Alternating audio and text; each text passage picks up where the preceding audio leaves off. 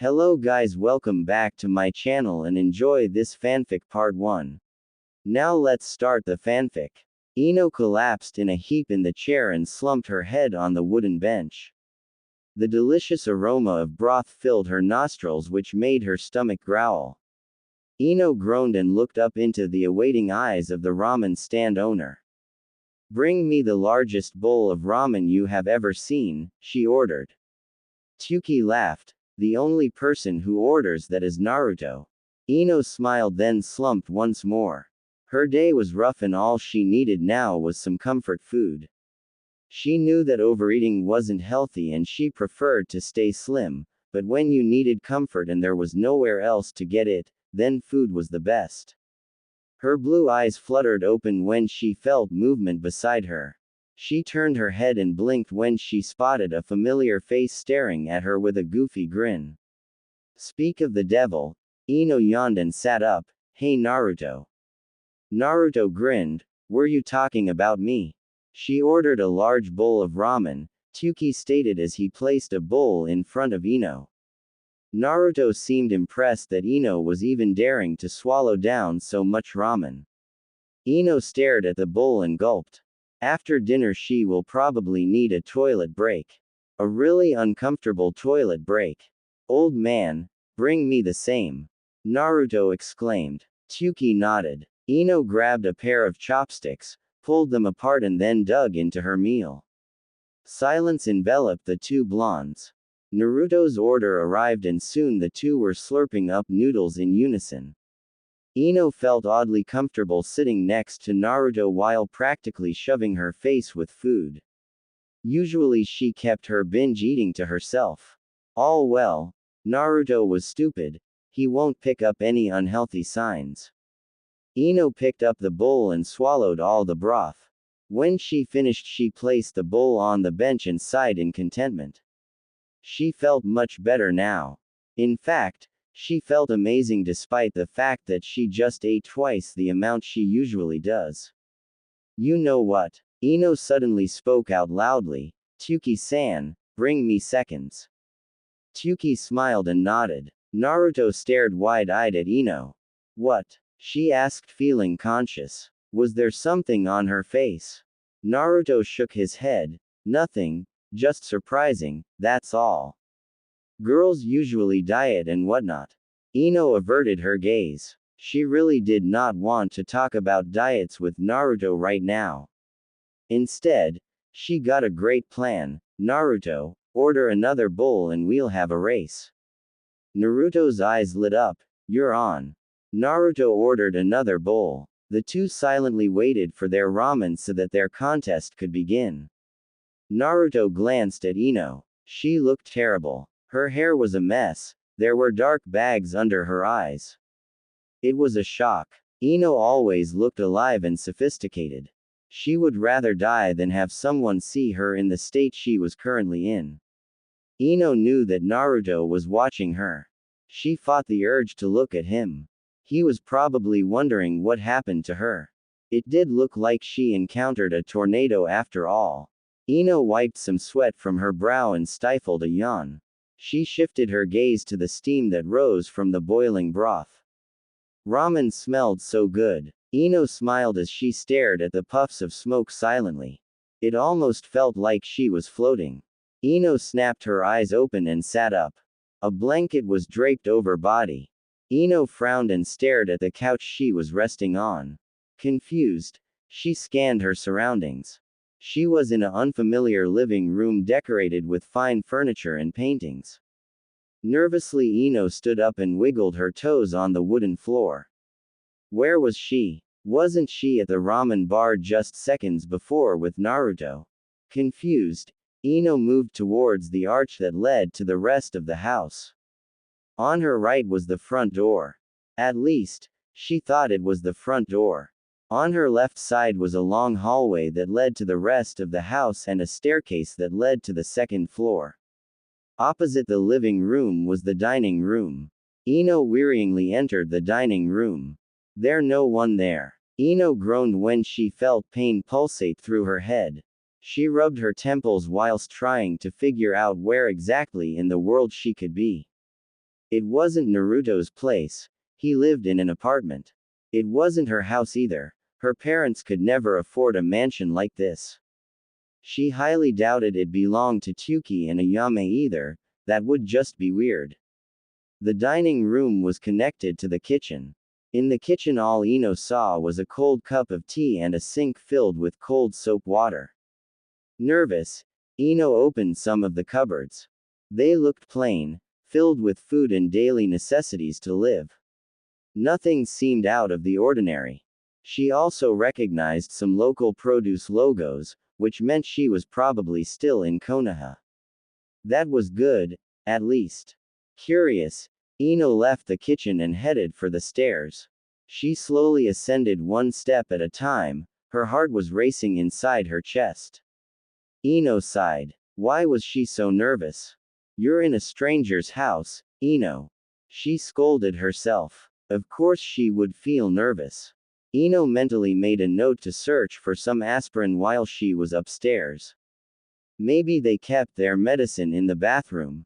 She hoped so. Ino was halfway up the staircase when she heard the front door behind her open. She froze. She could feel her heart leaping in her ribcage. This was bad. What if a spy sneaked into Konoha and has been pretending to live here all this time? What if she was captured to use as a hostage? Ino tried to piece all kinds of theories together. Finally, she decided to turn around and face the person who arrived. Inhaling a deep breath, she turned around. Her hand clutched on the wooden railing for support. Stop it, Ino. You are a ninja. Ino scolded herself. She was acting like a baby. Ino finally shifted her gaze to the person who opened the door. She felt her blood ran cold. The figure was tall, dressed in red and white robes and a matching hat. The Hokage, Tsunade-sama, Ino asked herself as she gaped at the figure. The person had his or hers back turned to her and was closing the front door. Ino frowned as the stranger turned around. The person's chest was flat. He or she was clearly missing Tsunade's well-endowed chest. There was no way it could be Tsunade.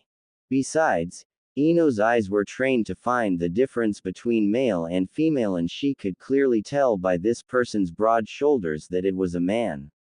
Ino furrowed her brows. Who was this man? And why was he wearing the Hokage robes? The man lifted his hands and pulled the hat from his head, revealing spiky blonde hair and two long bangs that framed around his face. The stranger then proceeded to pull the robes over his head, revealing long navy pants with a matching shirt and a flak jacket. Ino gaped when she recognized the 3 whisker marks on his one cheek. The man turned to face her and Ino's blood ran cold. Staring at her were 2 pools of beautiful blue. A blue so familiar, Ino couldn't believe what she was seeing. She opened her mouth to say something, but her throat was dry. Naruto Uzumaki's face lit up when he saw her. Hey, you're home. I thought mother was going to keep you busy all day. All well, I'm not complaining. Ino was flabbergasted by Naruto's face. He didn't look like a 16-year-old boy anymore. He was taller, older and looked wiser. Ino couldn't help but notice that he has become increasingly handsome too. Naruto looked like a man. And not just any man. He looked like the 4th Hokage. Ino frowned. Was this a dream? Was she dreaming of an older Naruto? This had to be a dream. Naruto pulled off his sandals and stretched his arms above his head. Ino noticed that he has hung the Hokage robe and hat on a coat stand beside the door. Naruto yawned, then stepped inside onto the wooden floor. His shoes lay forgotten on the small tiled area in front of the entrance. Slowly, Naruto ascended the stairs until he reached the one just beneath the one Ino was standing on. They were exactly the same height this way. Ino gulped when she noticed the odd look Naruto was giving her. You alright? Naruto asked. You look pale. Did mother overwork you again? Ino didn't know how to respond. This is just a dream, Ino. Just a dream, Ino told herself, but she was really starting to doubt it. Do people have headaches in dreams? She highly doubted it. Her headache felt real. Heck, Naruto's breath fanning her face felt real. He smelled like mint and coffee. It was an odd combination, but it was a familiar scent. Like Ino encountered it every day. That's impossible, Ino told herself. Her mother hated coffee and her father barely even ate mints. She never encountered it at home, so why was it so familiar? Ino. Naruto's voice stirred her from her reverie. She blinked, but still could not find her voice. Naruto's expression suddenly became very worried. Ino was surprised. She has never seen him so concerned before. Her eyes widened when Naruto lifted his arm and reached out to her. Her cheek tingled when Naruto's hand cupped her cheek. She stood still. She couldn't muster the strength to push him away. Why was he doing this? Whoa, Naruto breathed, you're really hot, do you have a fever? Ino once again remained silent. Her heart was racing at a deadly pace in her chest as Naruto's warm fingers tickled her skin. His hand moved to her hair where he brushed a blonde lock out of her face and tucked it behind her ear. Naruto, Ino finally mustered. Her voice croaked. She sounded like an old woman. Naruto's blue eyes shifted to hers. Was all that came from the blonde. Ino inhaled a deep breath to try and calm herself. Where am I? Ino asked. Finally she gathered the courage to ask what has been bothering her since she woke up in the living room. She noticed Naruto's shock. His hand that had been affectionately stroking her blonde hair froze, followed by his brows furrowing. What do you mean? Naruto asked. You're in Konoha, where else? Ino pursed her lips into a thin line. So she was in Konoha. But the question is where in Konoha? Or more like, when in Konoha? Naruto, Ino mumbled, how old are you? Naruto seemed even more confused at her next question, 37. Ino, we celebrated my birthday 2 weeks ago. Ino froze. 37. Did he just say 37? No, that couldn't be. There was no way he could be that old, because that would mean she was also that old. She was only 16. She was eating ramen with Naruto earlier. And they were 16. This was a dream. Just a really bad dream. I don't think I feel too well, Ino breathed as she clutched Naruto's arms. She felt dizzy and her feet were wobbly. She was losing her balance. The front door opened and a cool breeze washed through the house. Whoa, a voice breathed, hey Dad. You're home early. Ino stared wide-eyed at the blonde-haired girl that stood in the doorway. Familiar blue eyes stared proudly back at her, a light shade of blonde hair spilled from the girl's head. She looked in her young teen years. Ino gaped. Who is that Naruto? Ino asked. Did she just call you, Dad? Ino felt Naruto tense. She also noticed the girl's confused expression. Ino's eyes fluttered open and met the white ceiling. She groaned when she realized she had a headache and sat up. Was it all a dream? Ino asked herself. She glanced around the room. She was neatly tucked beneath a colorful quilt in a room she did not recognize. The room was neat and tidy, with the only furniture being a cupboard, a desk, a chair and the double bed she was resting on. Ino closed her eyes and shook her head. She was still dreaming. How could that be possible? Ino kicked her legs over the edge of her bed and stood. The carpet felt light and soft beneath her bare feet.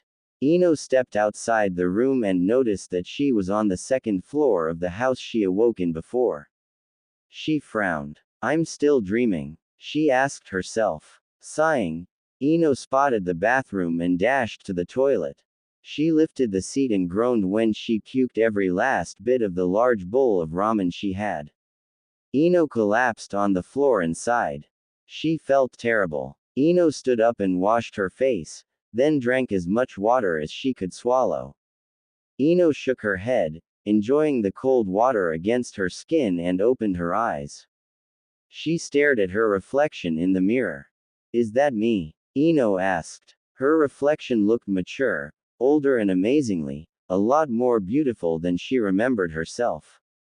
Her blonde hair was cut short into a bob and her blue eyes shone like diamonds.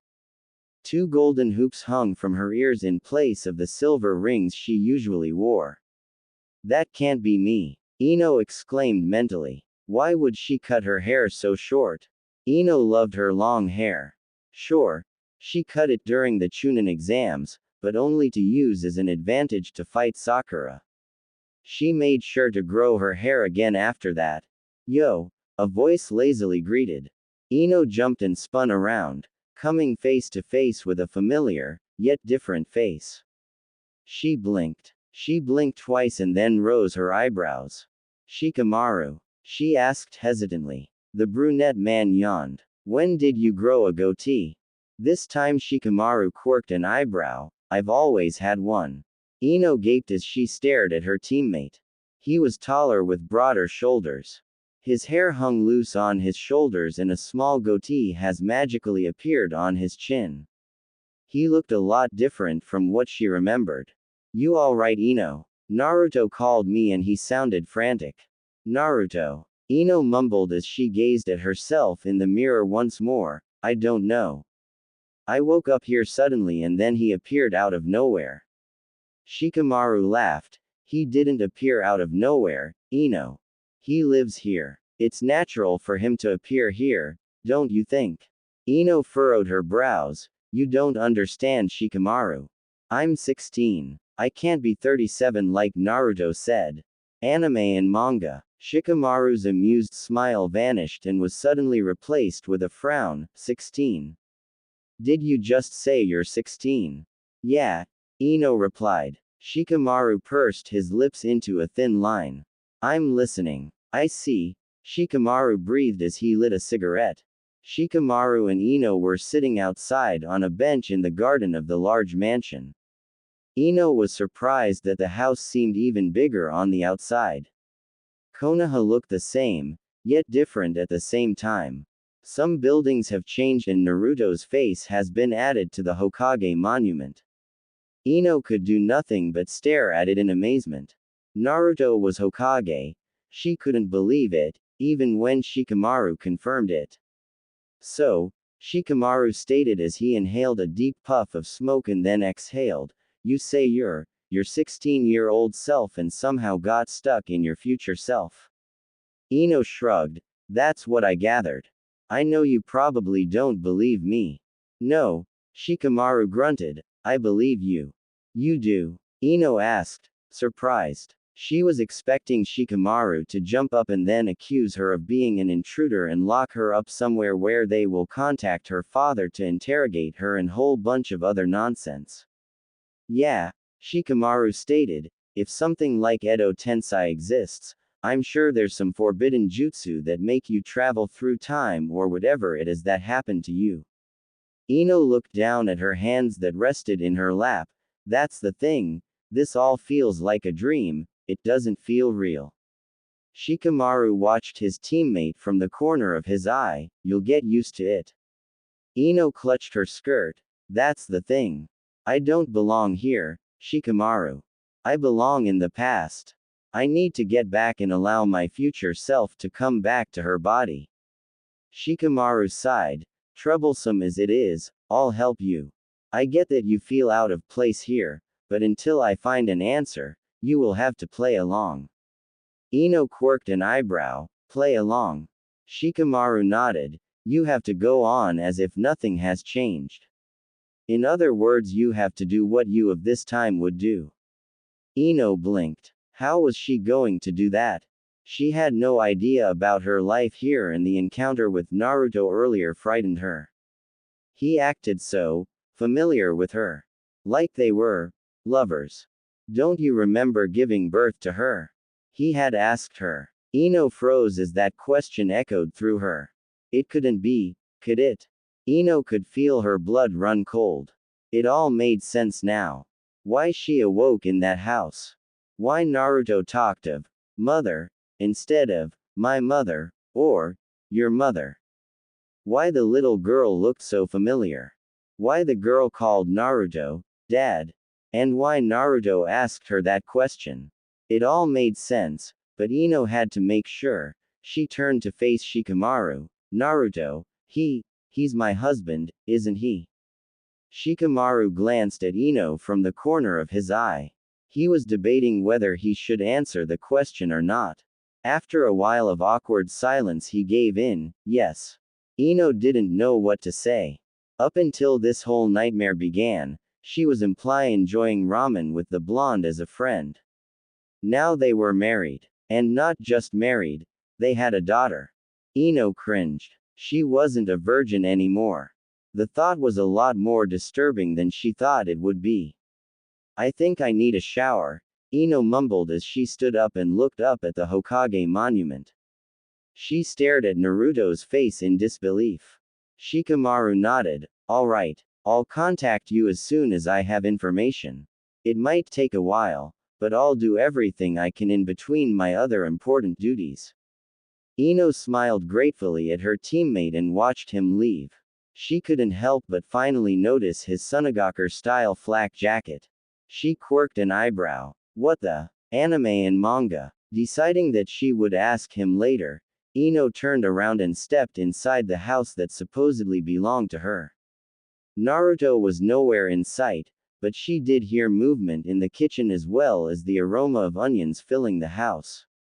Someone was cooking food. Ino's stomach growled. After puking her guts out, she has gotten hungry again. Ino made her way upstairs where she locked herself in the bathroom and stripped.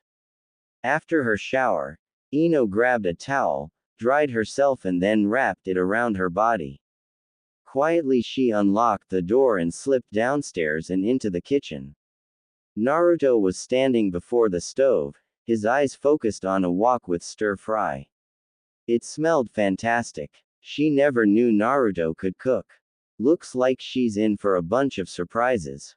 Naruto, Ino called. Naruto's head whipped around, but his alarm faded when he noticed it was her. Ino felt blood rush to her cheeks when she noticed Naruto's gaze shifting to her. Men. Always so predictable. Ino cleared her throat. Naruto quickly looked back up into her eyes. Where is my clothes? Naruto blinked, then grinned. In our room. Ino opened her mouth to say something, but Naruto interrupted. Shikamaru told me. You mean? Ino hesitantly asked. Yeah. Naruto shrugged. You were in the shower when he came back. He told me everything, including the 16-year-old bit. I'm sorry I scared you earlier. Seeing me act that way must have been weird. Ino shook her head. It's alright. I just really need clothes. Sure. Naruto stated as he explained which room belonged to them upstairs and which wardrobe was hers. He couldn't go with her since had to keep an eye on the food, but Ino was more than happy to navigate herself. She quickly sprinted upstairs, already feeling the cold air getting to her, and entered the main bedroom. It was huge. Well, Naruto was the Hokage. Him having a huge house made sense. To think this was her house too, it was unbelievable. Ino found her wardrobe easily, and when she realized it was walk-in she felt like squealing. She's always wanted a walk-in closet as a child, now she had one. And it was filled to the brim with clothes, shoes and accessories. Ino felt like a queen. Ino dressed in a blue kimono decorated with ocean waves. It was simple, but beautiful, and she loved it. When she pressed the fabric to her nose, the lingering scent of her mother's favorite washing powder filled her nostrils. So she still used the same washing powder as when she was a child. That made her feel comfortable.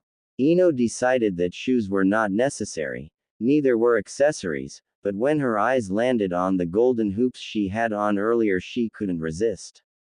They suited her. After clipping on her earrings, she looked satisfied at herself in the. When Ino returned to the kitchen, the dining table was set and Naruto was moving the wok from the stove to the table. Ino frowned when she realized the table was set for 4 people. She glanced at Naruto, but his back was turned to her, so he didn't see her questioning gaze. When he finally turned around, he smiled. "You look great," he stated. Ino knew he wanted to say more, but he was probably holding back because of their situation. "Thanks," Ino mumbled. "Dinner." Naruto yelled loudly. Naruto grinned. "Have a seat, Ino." Ino nodded and sat down at the lonely seat on the left side of the head of the table. She suspected that Naruto, being the man of the household, sat at the head of the table. Naruto gave her an odd look, but didn't say anything. Ino shifted in her seat. Footsteps echoed from upstairs, and then the girl from earlier that afternoon appeared in the doorway. She was dressed in yellow sundress and her blonde hair was tied up in two pigtails. She glanced at Ino, gave her a toothy grin, and then sat down diagonally opposite Ino. Naruto sat at the head of the table, leaving the seat on his right side empty. Naruto's eyebrow twitched. "Where's your brother?" Ino felt her heart leap. She had a son. Ino smiled as she tried to imagine the boy in her head. The girl shrugged. "I don't know." Naruto sighed and glanced at Ino, who was staring at the plate before her with a smile on her lips. Naruto stood up and disappeared. Ino could hear his movements upstairs. Ino looked up and glanced at her daughter. She had Naruto's blue eyes, but definitely her blonde hair. Ino shifted in her seat again. She felt really awkward and out of place. Finally Naruto returned with a blonde boy following him. He looked around 5 with the same spiky hair as his father, but the same pale blonde as Ino. The boy had blue eyes that shone like diamonds. Ino couldn't help but feel her heart linger to embrace the boy. He was adorable. The boy climbed on the seat on Naruto's right. "All right," Naruto stated, "let's eat." As Naruto and the children jumped into a usual routine of dishing and talking about their day, Ino sat silently and ate her food as slowly as she could. If earlier she felt left out, she now felt like a perfect stranger. In her mind, she was supposed to be a young teenager living with her parents and would have bubbly conversation with them. Here she felt alien, despite the fact that she knew this was her new family. Ino mentally sighed. "Mama," the little boy sitting across from Ino asked as he tilted his head to the side. Ino jumped and blinked. Yes." Ino hesitated and glanced at Naruto. She didn't even know the boy's name. What kind of mother was she? Oh, right, one who ended up in the future somehow. "Will you play with me after dinner?" the boy asked. Ino blinked. He wanted to play with her. The idea was intriguing, this way she could get to know them. Ino glanced at Naruto again. The blonde was silent, simply watching his wife and son converse while idly chewing on his food. "Sure." Ino agreed to her son's request. The boy grinned. Ino smiled. Her son smiled like his father. It was cute. "Sure, Minato," Naruto beamed. Ino felt her throat tighten. Her son's name was Minato. He was named after the 4th Hokage. Ino knew that Naruto has always looked up to him, but he idolized the 4th this much that he would name his son after him. Ino glanced at Minato. Well, like his father, he resembled the 4th greatly. It was surreal. "Oh, so older sisters aren't good enough to play?" Minato's sister hissed. The table fell silent and all eyes moved to the daughter of the family. Her blue eyes were narrow. Ino saw herself in the girl right at that moment. It was hilarious. "Of course you can play too, sis." Minato grinned as he poked his sister's nose. She did not look impressed and gave him a very cold glare. Ino glanced nervously at Naruto. Was this normal behavior for the two of them? They weren't going to fight, were they? "Did you just poke me?" Minato's sister growled. Minato giggled as his sister attacked him with relentless tickles. Ino sighed in relief. Luckily the girl was only playing with her younger brother. "All right, stop it you two," Naruto finally interrupted. "Finish your dinner.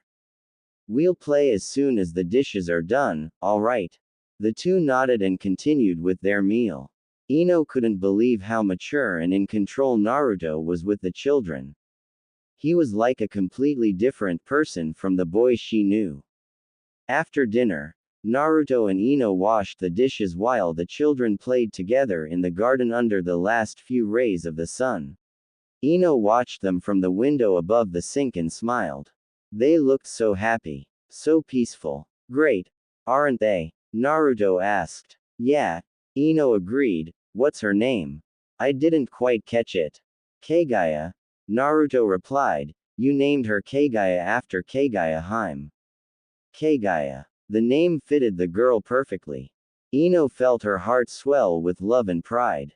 She was their mother. She produced two beautiful children. It was something she secretly always dreamed of, and now she had it. But it didn't feel right. I'm sorry, Naruto, Ino whispered. Naruto looked up alarmed. For what? He asked. This whole situation, Ino sighed. I don't remember our relationship. I don't remember giving birth to the kids. How could I do this to you? Naruto shrugged. I'll get over it. Let's just keep it to ourselves though, okay? I don't want the whole world finding out. Enemies could take advantage of you this way. Anime and manga. Ino nodded in agreement. She especially didn't want the children to know. The last thing they needed was being told their mother wasn't exactly their mother. That she was from the past and somehow ended up in her older self's body. If this could be considered time traveling at least. You go play with the kids, Naruto suddenly stated. I'll finish here. Ino thanked him, dried off her hands and rushed outside to join her children. She laughed when Minato attacked her. She stumbled backwards and landed on the grass.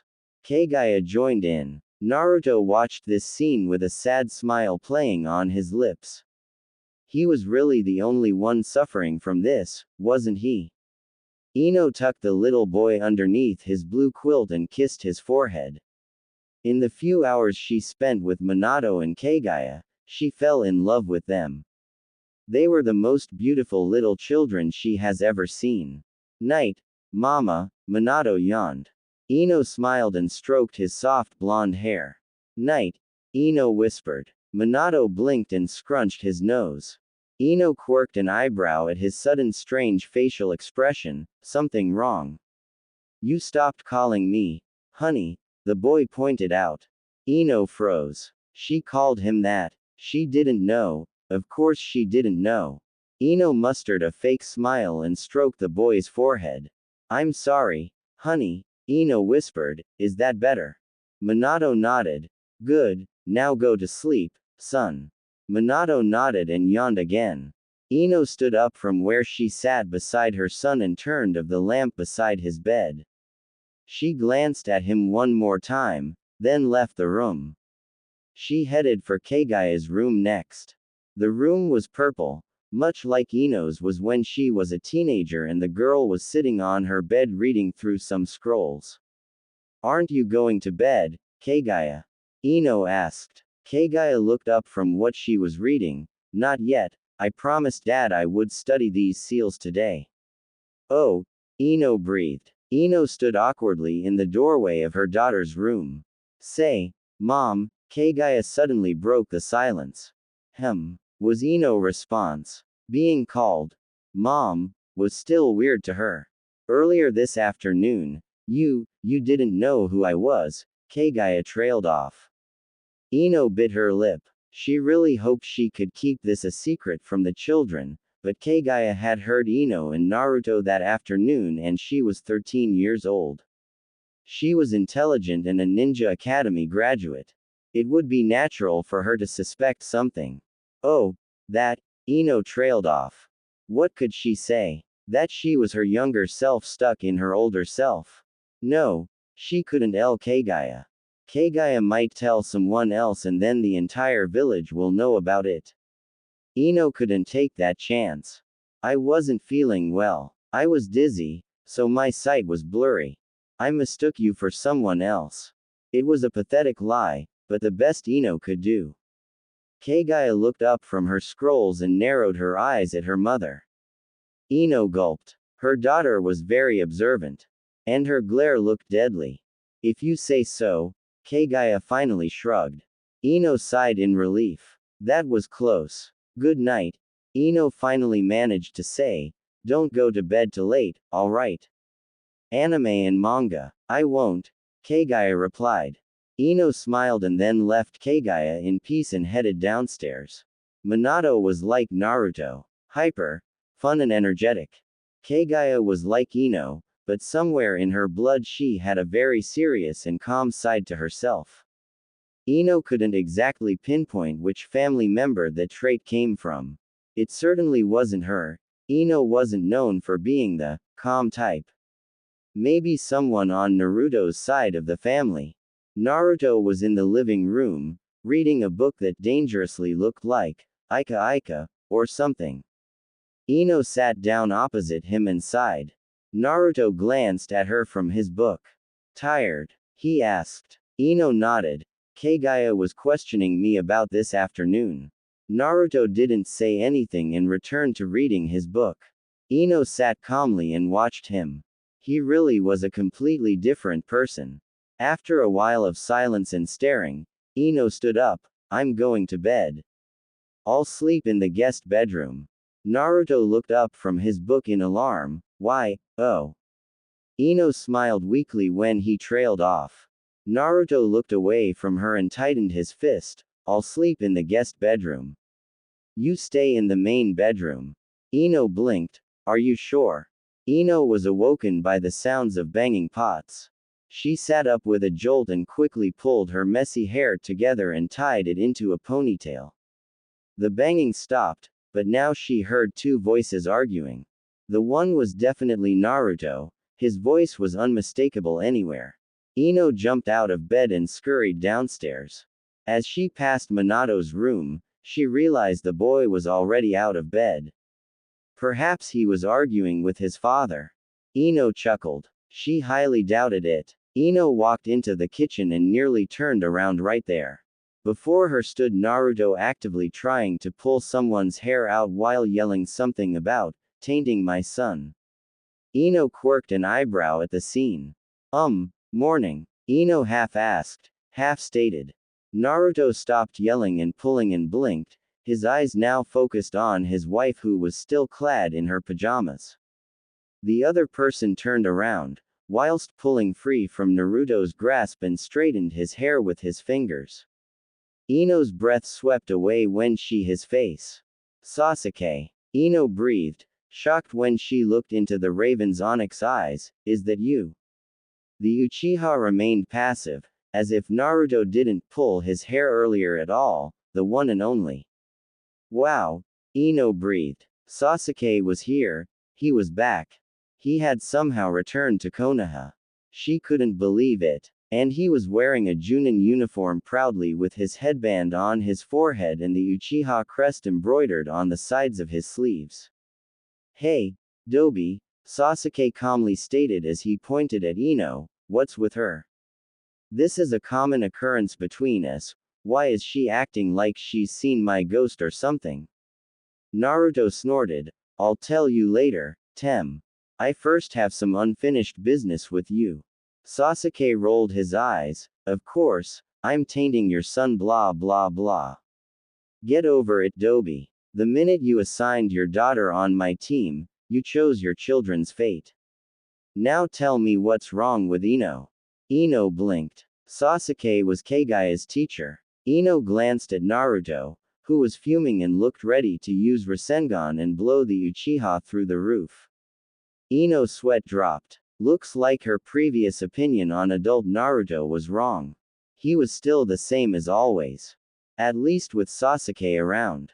Alright, I'll tell you, Naruto sighed in defeat, but this is an S-class secret. If you even spill one word about this I will. Sasuke cut him off. Naruto, I've been in Anbu for 5 years, I know what S-class entails, calm down. Naruto scoffed, have a seat. Sasuke sat down by the dining table.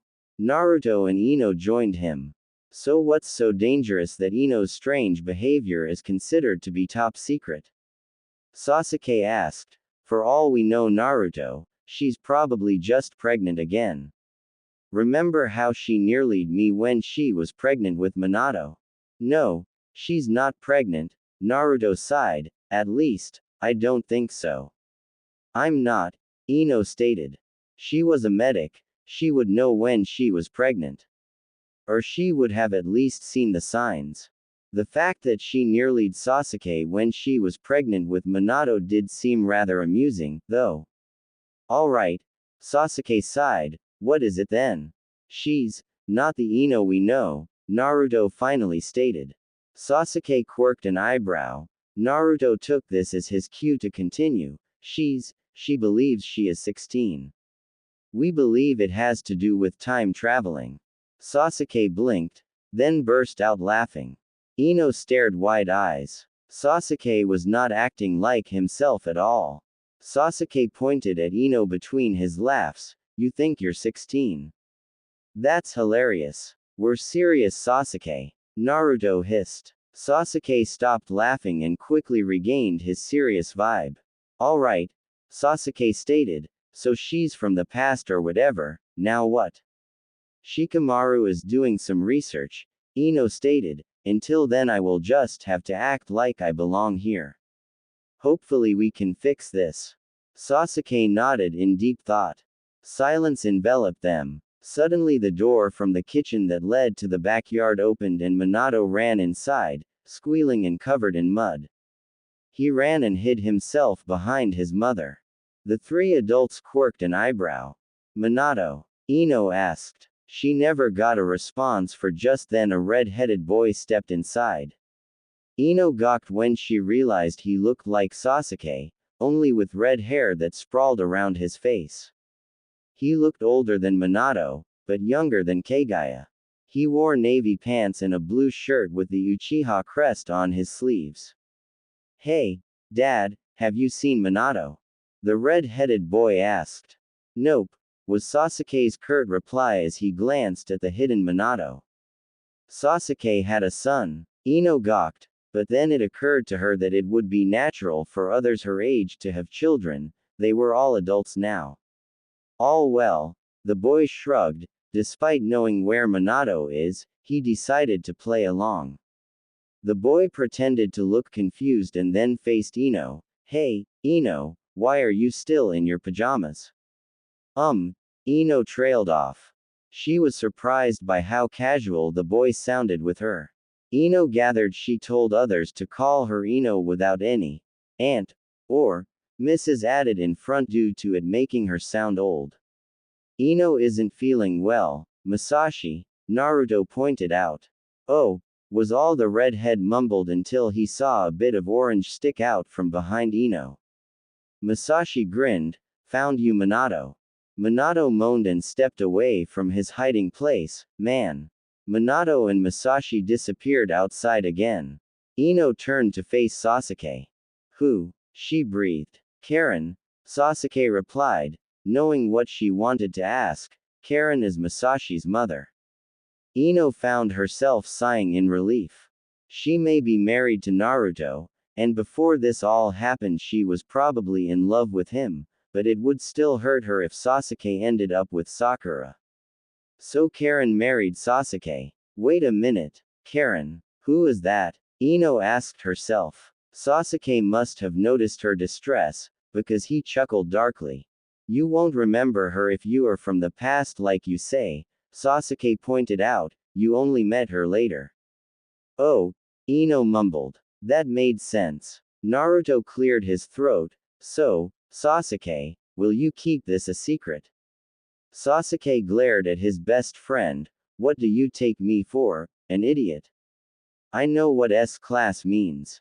My lips are sealed. However, I do think telling Karin is a good idea. Why? Ino asked before Naruto could. Sasuke smirked. Simple, you're best friends, it would make sense if you told her. Besides, she can perhaps take a look at your chakra. Naruto clapped his hands together. That's a great idea. Perhaps Ino's chakra might give us a clue. Sasuke, you're a genius. Sasuke rolled his eyes. Shucks, Doby, just doing my job. Ino had to suppress the giggles that wanted to escape her. After breakfast and a nice long shower, Ino was dragged out of the house by a very enthusiastic Minato, a passive-looking Kagaya and a ever-grinning Naruto. As they walked through the streets of Konoha, Ino made mental notes of the things that were the same and the things that have changed. Along the way, they were greeted by several citizens. Naruto greeted everyone in return with a huge smile. Ino was shocked. Everyone loved him. It was so surreal. They finally reached a large house on the opposite side of town. Ino glanced around her curiously. It wasn't the Uchiha compound. Why was Sasuke living in a normal civilian home? Naruto lifted his arm to knock on the door, but the door opened before he got a chance.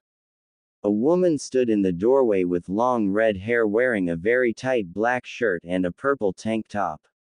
She grimaced when she spotted Naruto's shocked expression, his arm still in the air of his attempted knock. Honestly, Naruto, the woman grumbled, I can sense you a mile away. Naruto returned his arm to his side and rolled his eyes. Of course, I knew that. I was just testing you. Judging from the woman's appearance, Ino gathered she was Karin, Sasuke's wife and Masashi's mother. Karin's gaze shifted from Naruto to Ino. Their eyes met briefly and then Karin scrunched her nose. Ino felt self-conscious as the woman gave her an odd look. Was something wrong? Is it me? Karin stated, or is your chakra disrupted? Naruto quirked an eyebrow in interest and glanced at Ino then back at Karin. Disrupted? What do you mean? Naruto asked. Like she's under a genjutsu, Karin pointed out. Naruto narrowed his eyes, then glanced at his children who seemed interested in the conversation. Kagaya was staring at her mother. Naruto could see her confusion. Minato his head to the side. What's a genjutsu, Papa? Minato asked. Kagaya, take your brother and go play with Masashi and Itachi. Naruto ignored his son's question, as adults need to discuss some serious business. Kagaya wasn't happy. She didn't like being left in the dark, but complied to her father's order. All right. Come on, Minato. Kagaya grabbed her brother's hand and dragged him inside. He moaned and questioned his sister repeatedly what a genjutsu was, but his questions were ignored until the children were out of sight. Can we come in? Naruto asked Karin. She nodded and stepped aside, allowing space for the two blondes to enter. Karin led them to what seemed to be the dining room. She proceeded to the kitchen that was connected to the dining area and started to prepare tea. Naruto and Ino made themselves comfortable by the table. Ino noticed a few odd things she never expected to see in Sasuke's home, ever. The first was a high chair. There was clearly a baby in the household, or it was just for decoration. Ino highly doubted that Sasuke would use a high chair as decoration though. Another thing she spotted was a large painting of their family on the wall. Ino stared at it in awe. Her previous observation of the high chair being used for a baby was proved by the infant that Karin held in the painting. She knew the painting was done recently, for Masashi looked the same as he does now. Ino also noticed another boy, around Minato's age standing next to Masashi in front of their father. Ino smiled. It was a beautiful painting. Karin served tea and sat down. Sasuke explained to me that you have something to tell me, Karin pointed out. I'm listening. Ino glanced at Naruto pleadingly, who explained everything that has occurred to Karin. Karin listened without saying a word. After warning her that it was a class secret, Naruto sipped on his tea. Karin appeared to be in deep thought. Sense anything? Sasuke asked as he appeared in the doorway, a small bundle in his arms. Karin glanced at him. Her eyebrow twitched. She awake again? Karin asked. She has your energy, Sasuke. Sasuke shrugged and handed the bundle to Karin and sat down beside her. The bundle appeared to be the infant from the painting. Ino smiled as she watched Karin stroke the baby's dark hair. The baby's eyes were wide open and staring intently at the guests. What's her name? Ino asked. Makoto, Sasuke answered. Ino froze. She knew that name. It was Sasuke's mother's name. Ino glanced at him and couldn't ignore the pride that seemed to soar around him. He was a proud father. Ino smiled. It was amazing how much things have changed. Back to the subject, Karin interrupted. To answer your question, Sasuke, yes, I do sense something. Sasuke seemed interested in his wife's revelation. Oh, her chakra is disrupted, Karin pointed out, like she's under a genjutsu. Sasuke quirked an eyebrow, then turned to face Ino. Ino gulped when she noticed his eyes were no longer onyx black, but deep red instead. The Sharingan. Amazingly, this was the first time she has ever seen it up close like this. You're right, Sasuke agreed as he deactivated his Sharingan and wrapped his arm around his wife's shoulders. Her chakra system is completely out of sync. It's amazing she's even conscious. Silence. Ino shifted uncomfortably in her seat. The silence was awkward. They were all in deep thought, debating and questioning the situation. Naruto could feel his heart racing in his chest. Questions zoomed through his mind as he tried to decipher the mystery behind Ino's disrupted chakra system. He was worried. What did it all entail? What was the outcome? The awkward silence faded when a little boy with dark hair ran into the room with tears rolling down his cheeks. He latched himself to Sasuke's arm and pulled himself into the Uchiha's lap. Sasuke furrowed his brows. Ino recognized him as the younger boy from the painting. What did Masashi do this time? Sasuke asked. The boy sniffled. Masashi, good boy. Karin snorted. Sometimes I wonder if he has Madara's genes in there somewhere, or something. Sasuke glared at her, then patted the boy's head. All right, Masashi is a good boy. Did Minato do something? No. The boy objected. Minato good boy. Uncle Swain not good boy. Karin snapped at that and stood up. Everyone's gaze landed on her. With her eyebrow twitching, she clenched her fists and inhaled a deep breath. Suigetsu. Karin yelled. Here we go again. Sasuke and Naruto muttered in unison. Ino was completely confused. After a few minutes of silence there was, oh, shit, from outside, followed by splashing and a loud crack. Karin was fuming and stomped out of the room. Is this normal? Ino asked wearyingly as she heard Karin yelling outside while someone else, a man, was trying to defend himself. Yes, Sasuke stated, it occurs on a daily basis. Sometimes I wonder why I even allow the idiot to live here. He's always trying to find a way to get under Karin's skin. Drives us all insane. Ino was still confused. Who was Suigetsu? The little boy on Sasuke's lap stopped sniffling and was now staring intently at Ino. He looked an awful lot like Sasuke, but had his mother's lips, nose and eyebrows. His hair hung loose on his shoulders. Itachi, it's rude to stare, Sasuke pointed out. The boy blushed and looked away. Karin finally returned and sat down. Her anger seemed to have faded. Itachi, you can go swim in your plastic pool again. I kicked Suigetsu to the moon. Is there water on moon? Itachi asked. Karin snickered. I sure hope not. That idiot deserves to die of dehydration. Let me guess. Naruto pointed out. Suigetsu dominated the plastic pool again. Karin nodded, kicked the kids out and took the thing for himself. He also kept refilling the thing with the hose. Now the bill will be expensive again. Stupid idiot. Naruto chuckled. Enough about plastic pools. Karin sighed. What will become of Ino? I don't know. Naruto sighed. I'll have Shikamaru look into it. I might also request of Gaara to check the archives in Suna. Maybe they have data on a jutsu that can do this. Meanwhile, I'll go through the archives here. Until then, all we can do is sit tight.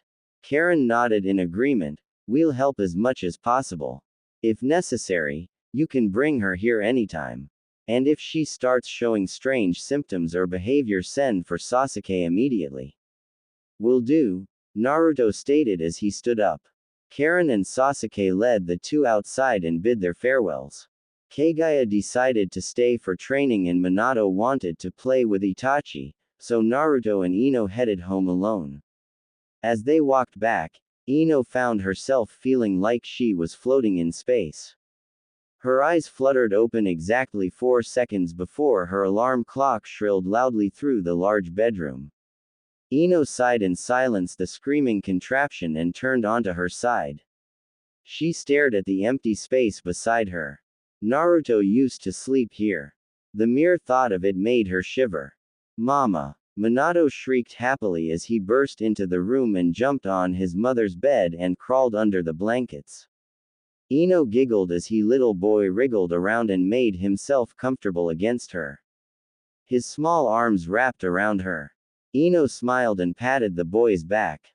He was the most beautiful thing she has ever seen and it pained her that she basically didn't know him at all. Ino noticed Kagaya standing in the doorway, watching them with her eyes narrowed. Ino could feel panic rise within her. Kagaya was already suspicious, and after the family visited Sasuke, the teenager has been watching Ino closely.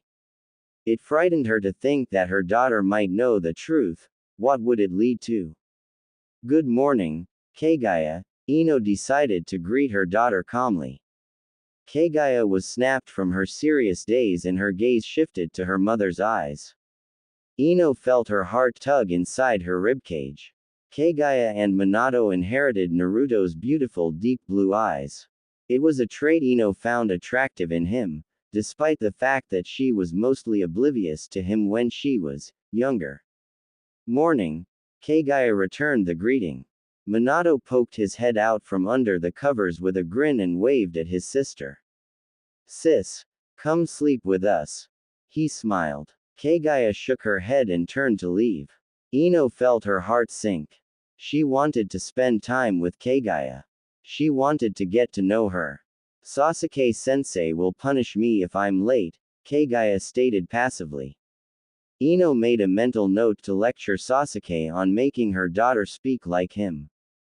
Kagaya sounded so aloof and distant. It was maddening. What kind of punishment? Ino asked, her curiosity piqued. I don't know, Kagaya shrugged. He'll probably use Amaterasu on me, or Tsukuyomi. You never know. Ino's eyebrow twitched. Amaterasu. Tsukuyomi. What kind of teacher is he? Is he trying to you? I was joking. Kagaya laughed as she turned around again to face her mother. Ino stared shocked at the laughing Kagaya. The girl had dimples. It was adorable. Ino felt pride overwhelm her. That was her daughter. Her beautiful daughter. Oh, Ino breathed in relief. So, what does he really do? Kagaya straightened. The worst would be to do his laundry. I don't want to gossip, but apparently Sasuke-sensei's socks really stink. Ino couldn't help but burst into fits of laughter.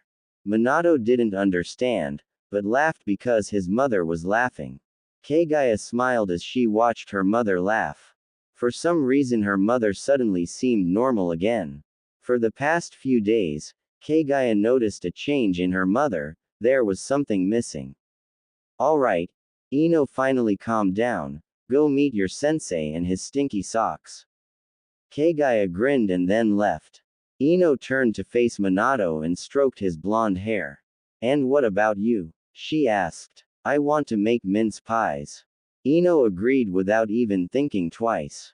Naruto sighed as he opened the wooden cabinet and neatly placed 2 new incense sticks in place of the previously burned ones. After lighting the incense, he lifted a small vase with flowers and placed it next to the photograph of his parents. With a smile on his lips and tears threatening to spill from his eyes, he watched the two smiling. What am I supposed to do? Naruto asked. Of course, he did not receive a reply. Naruto sighed in frustration. What could he do? His wife did not know of their marriage at all. She believes that she never even committed herself to a romantic relationship with him. Although he acted like he accepted it, like he was alright with it, he couldn't bear it. He couldn't bear to look at her and know he can't hold her anymore. He can't tell her how beautiful she was anymore, look in her eyes and kiss her. She was like a blessing that has slipped right through his fingers. Naruto. He heard behind him. He jumped and spun around. Ino stood in the doorway, wearing her baby blue pajamas, the ones he brought her for Mother's Day, watching him curiously. Yes, he responded. Ino stepped inside and rubbed her arms while shivering. It was chilly and the thin cotton wasn't doing much for heat. What are you doing? Ino asked as she sniffed the air. Incense. Naruto glanced at the photograph of his parents and smiled. Sorry, does it bother you? No, not at all, Ino stated as she sat down beside him. Silence enveloped the two. Naruto was staring at his hands that rested in his lap and Ino was staring at the photograph before her. She recognized the man, it was the fourth Hokage. But the woman with long red hair, violet eyes and a bulge in her stomach she did not know. Ino frowned as she stared at the photo. She glanced at Naruto and then back at the photo. And then it dawned on her. Why did she never realize? Why did she never see the resemblance? Why hasn't anyone noticed over the years? Ino's eyes widened as she turned to face Naruto. You're the fourth son. Ino gasped. Naruto glanced at her and nodded slowly. Ino gasped again, and this woman, she's your mother. Another nod. Still shocked, Ino turned to glance at the photo again. The resemblance was there. Naruto had traits from both his mother and father. They died. Naruto trailed off. On the day I was born. Ino felt her heart shatter for him. He had told her that they celebrated his birthday 2 weeks ago. That means they had remembered his parents on the same day. How did Naruto do it? How did he remain so cheerful despite growing up without the love of his parents? Ino knew that she would never be able to survive without her parents.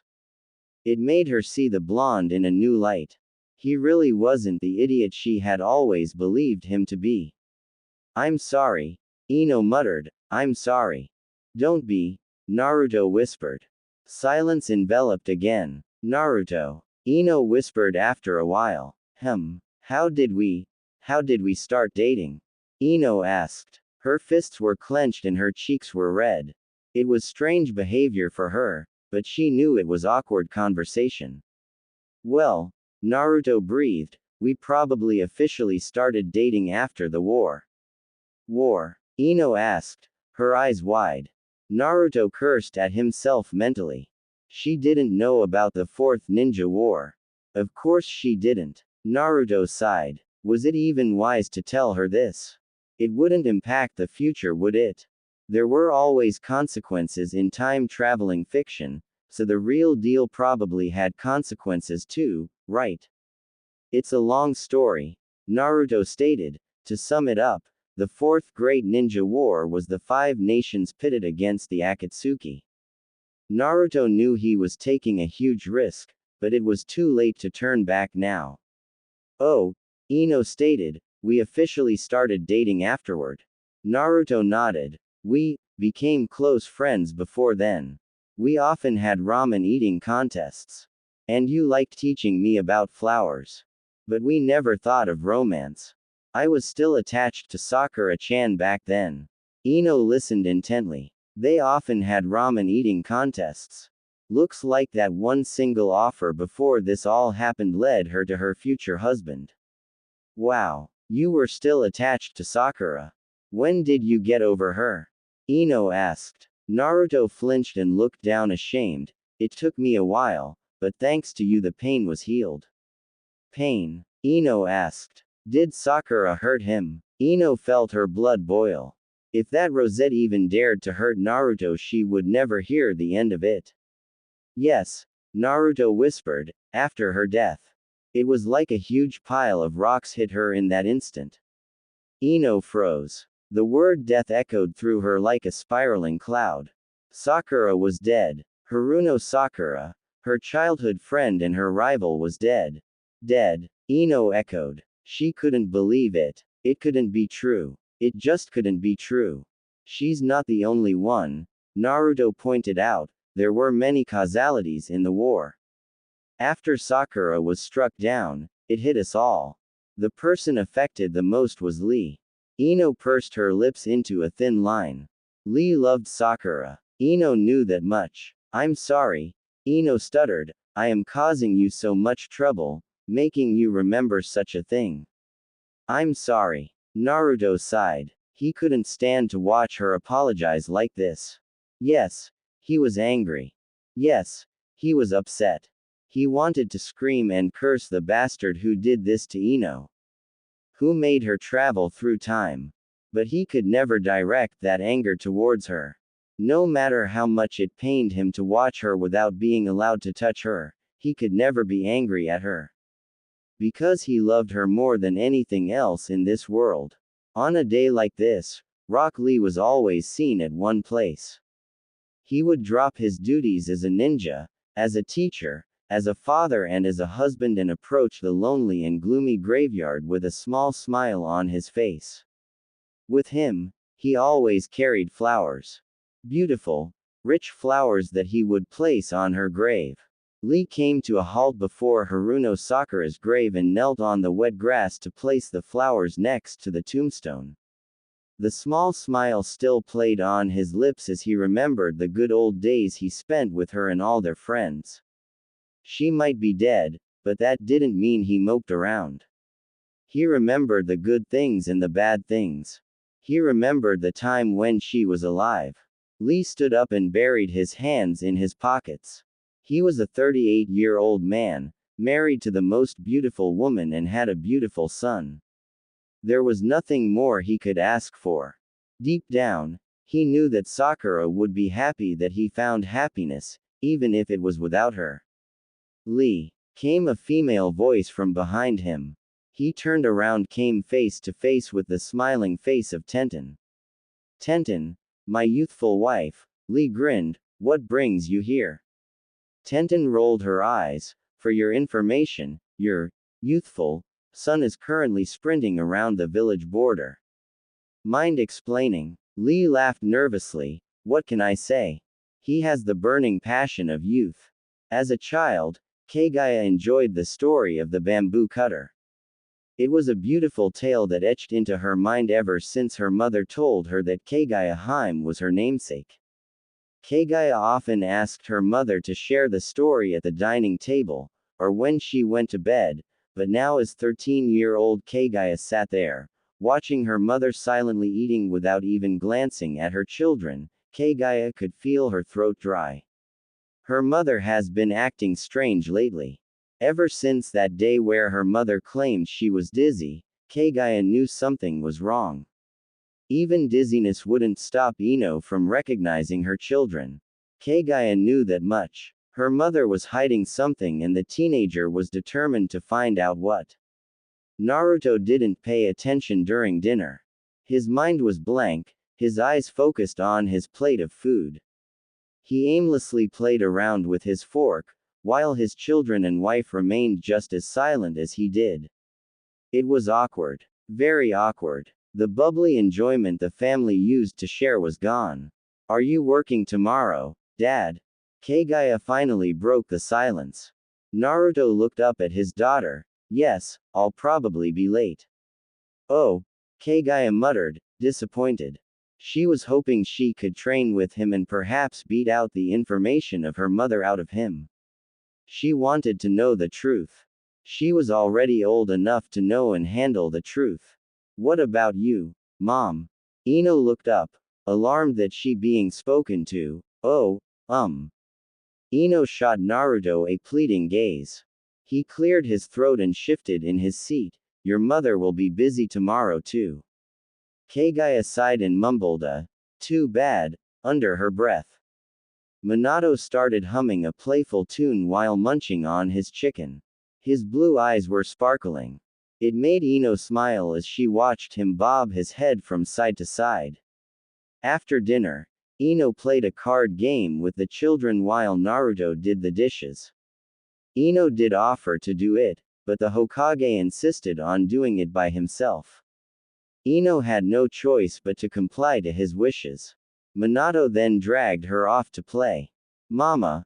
Minato grinned from ear to ear as he held up a card into Ino's face. She blinked and then smiled when he realized he had no idea how to play card games at all. Anime and manga. Kagaya, will you play with your brother? Ino asked. The teenager merely grunted, but took her brother's cards from his small hands and shuffled through them. She then nodded. While Ino scanned through her cards, she noticed the odd looks her daughter was giving her. It bothered her. She didn't want the children to discover that she wasn't well, the mother they knew. She was still their mother, but the younger version. Naruto appeared in the doorway. He was drying his hands with a towel and watching the children curiously as they awaited their mother to make a move. Naruto glanced at the clock on the wall, and noticed that it was getting late. Minato, Naruto called, time for your bath. Kagaya, take care of him, alright. Minato wailed since they didn't get to play, but one stern glance from his father and the boy was silenced. He allowed his sister to take his hand and led him upstairs, leaving the two adults by themselves in the living room. Ino gathered the cards and packed them away, then she stood up and mustered a weak smile as she passed Naruto. She was stopped dead in her tracks when his hand grabbed her wrist. Where are you going, Ino? Naruto asked darkly. Ino felt a shiver run down her spine. I was going to help with Minato's bath. Ino hesitantly half-stated, half-asked. She glanced over her shoulder and noticed that Naruto was watching her. She gulped. Kagaya is a big girl, Naruto pointed out, she'll be fine by herself.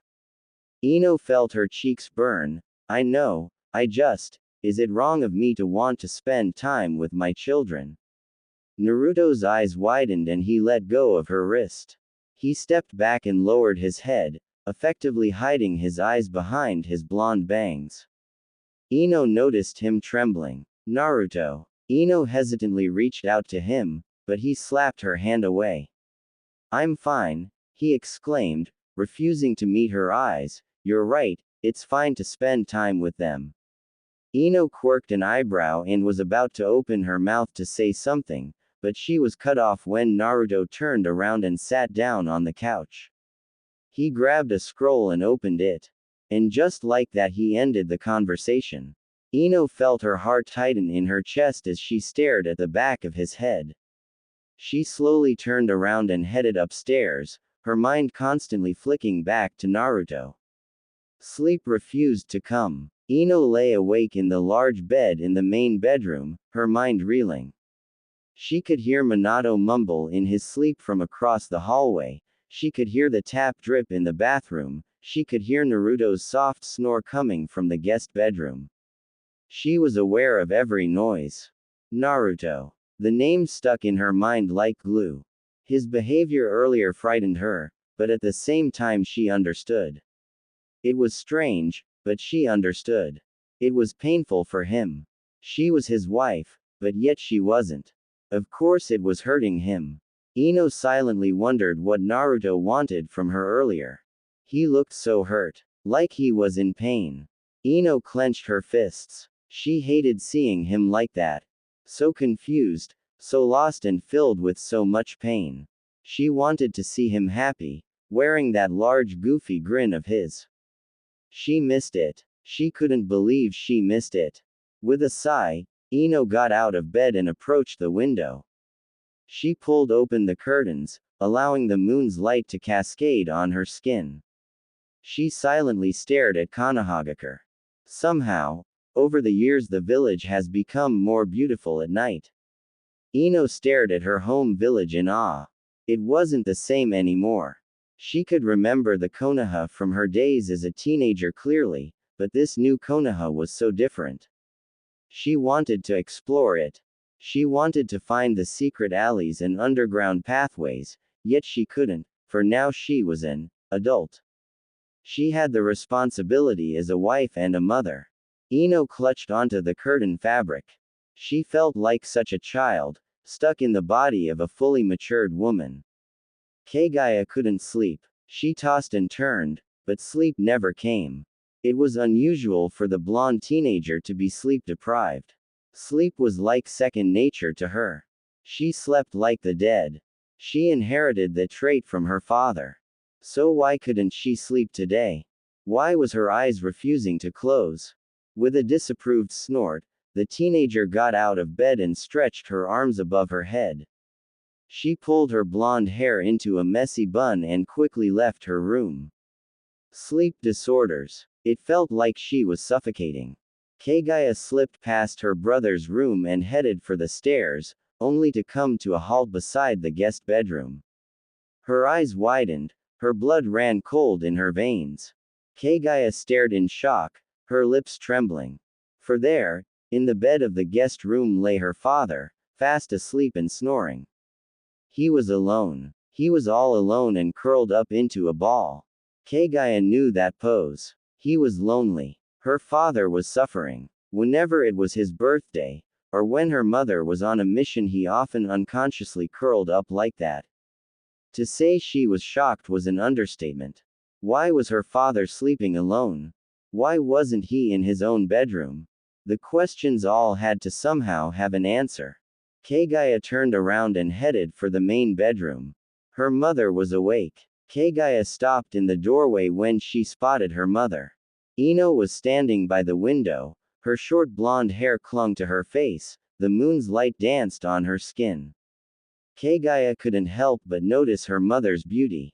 Why was her mother alone? Why was her father alone? They weren't fighting, were they? No, they couldn't be fighting. They haven't been acting angered towards each other, so that couldn't possibly be the reason. Mother. Kagaya called. Ino spun around, her blue eyes wide.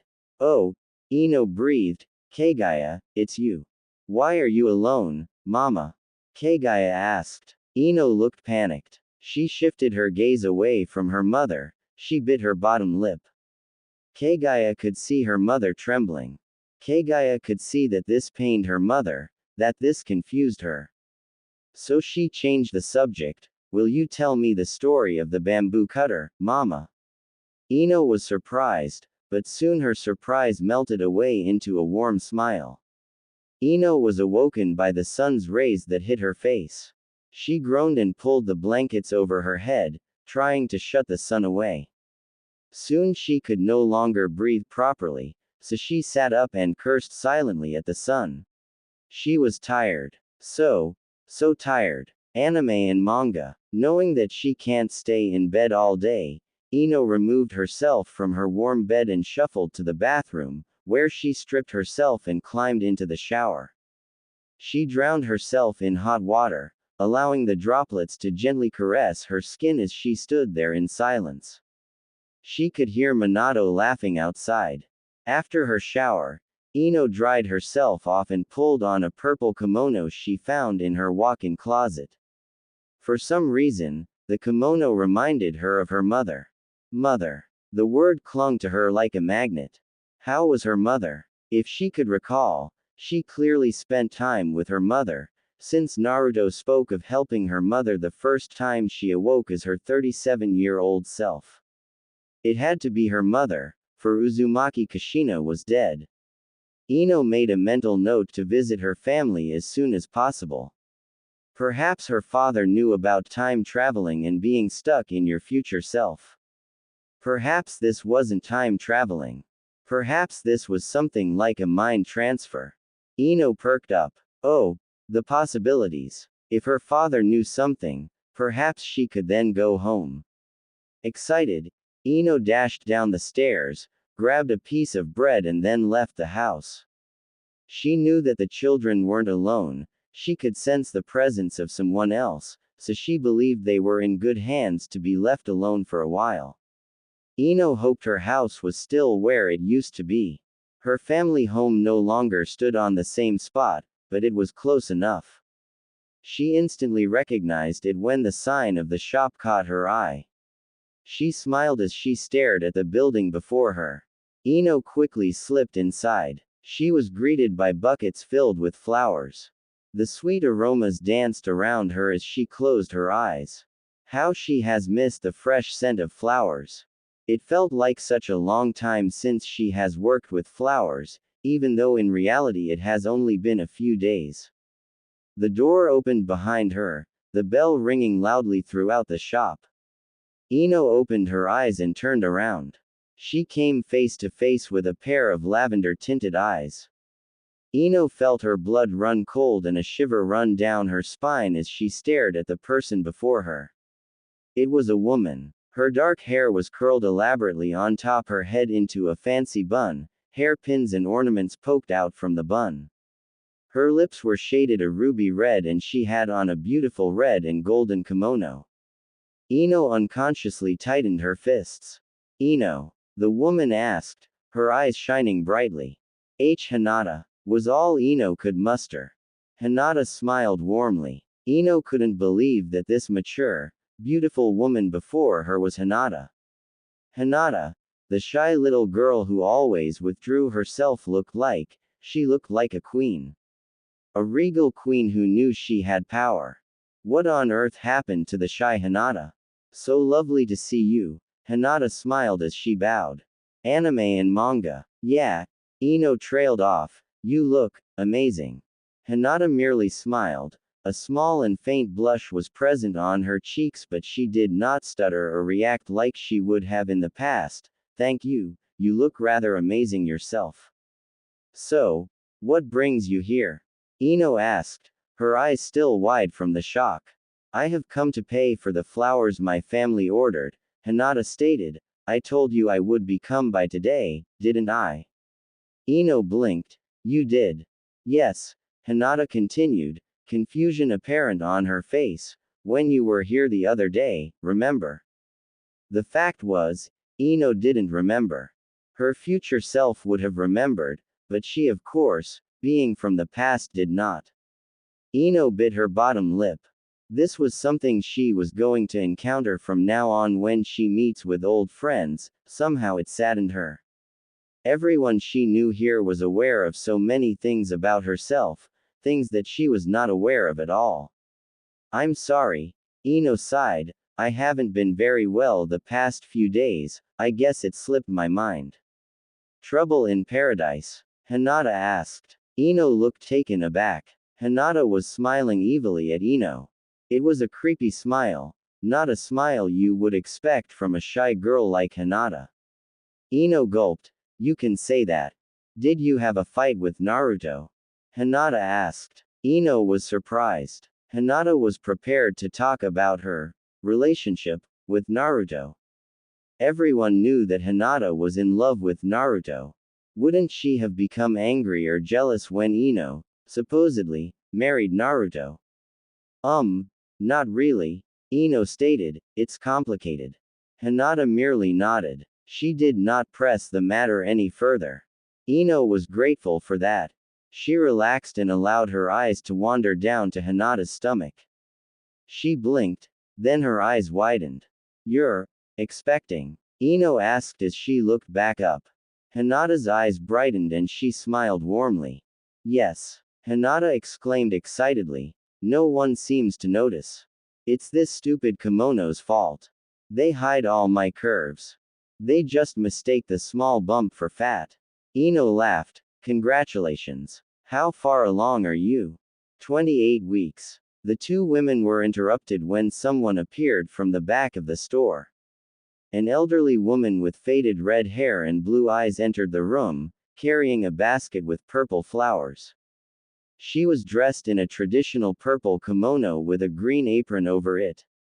Ino's eyes lit up when she saw her. People and society. Mama! Ino exclaimed. Even though her mother was much older than she remembered, she recognized her instantly. The woman seemed surprised to see Ino, but she smiled nonetheless. Hello dear, what brings you here? Mrs. Yamanaka asked. Ino leapt into her mother's arms, causing the elderly woman to drop the basket with flowers in surprise. Ino buried her face in her mother's shoulder and silently cried. Mrs. Yamanaka noticed her daughter's trembling and locked her arms around her daughter's waist. There, Mrs. Yamanaka whispered, I'm here. I'm sorry, Mama, Ino sobbed, I just feel so alone. Mrs. Yamanaka was confused, but she decided not to push Ino. Instead, she patted her daughter's back until she calmed down. Hinata watched the scene silently, a smile on her face, but her eyes solemn. Ino pulled away from her mother and wiped her eyes, then smiled. Ino quickly got down on her knees and gathered the flowers her mother dropped.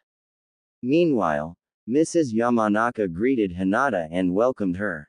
Ino placed the now refilled basket back on the counter and glanced at how formally her mother addressed Hinata. When will you require the order to be delivered? Mrs. Yamanaka asked as she opened her notebook. Saturday afternoon, Hinata replied, preferably at 4. I don't want the delivery and arrival happening at the same time. It will make the place a madhouse. Mrs. Yamanaka laughed. Of course, of course. How long will he be staying this time? Hinata blushed a deep crimson at Mrs. Yamanaka's words.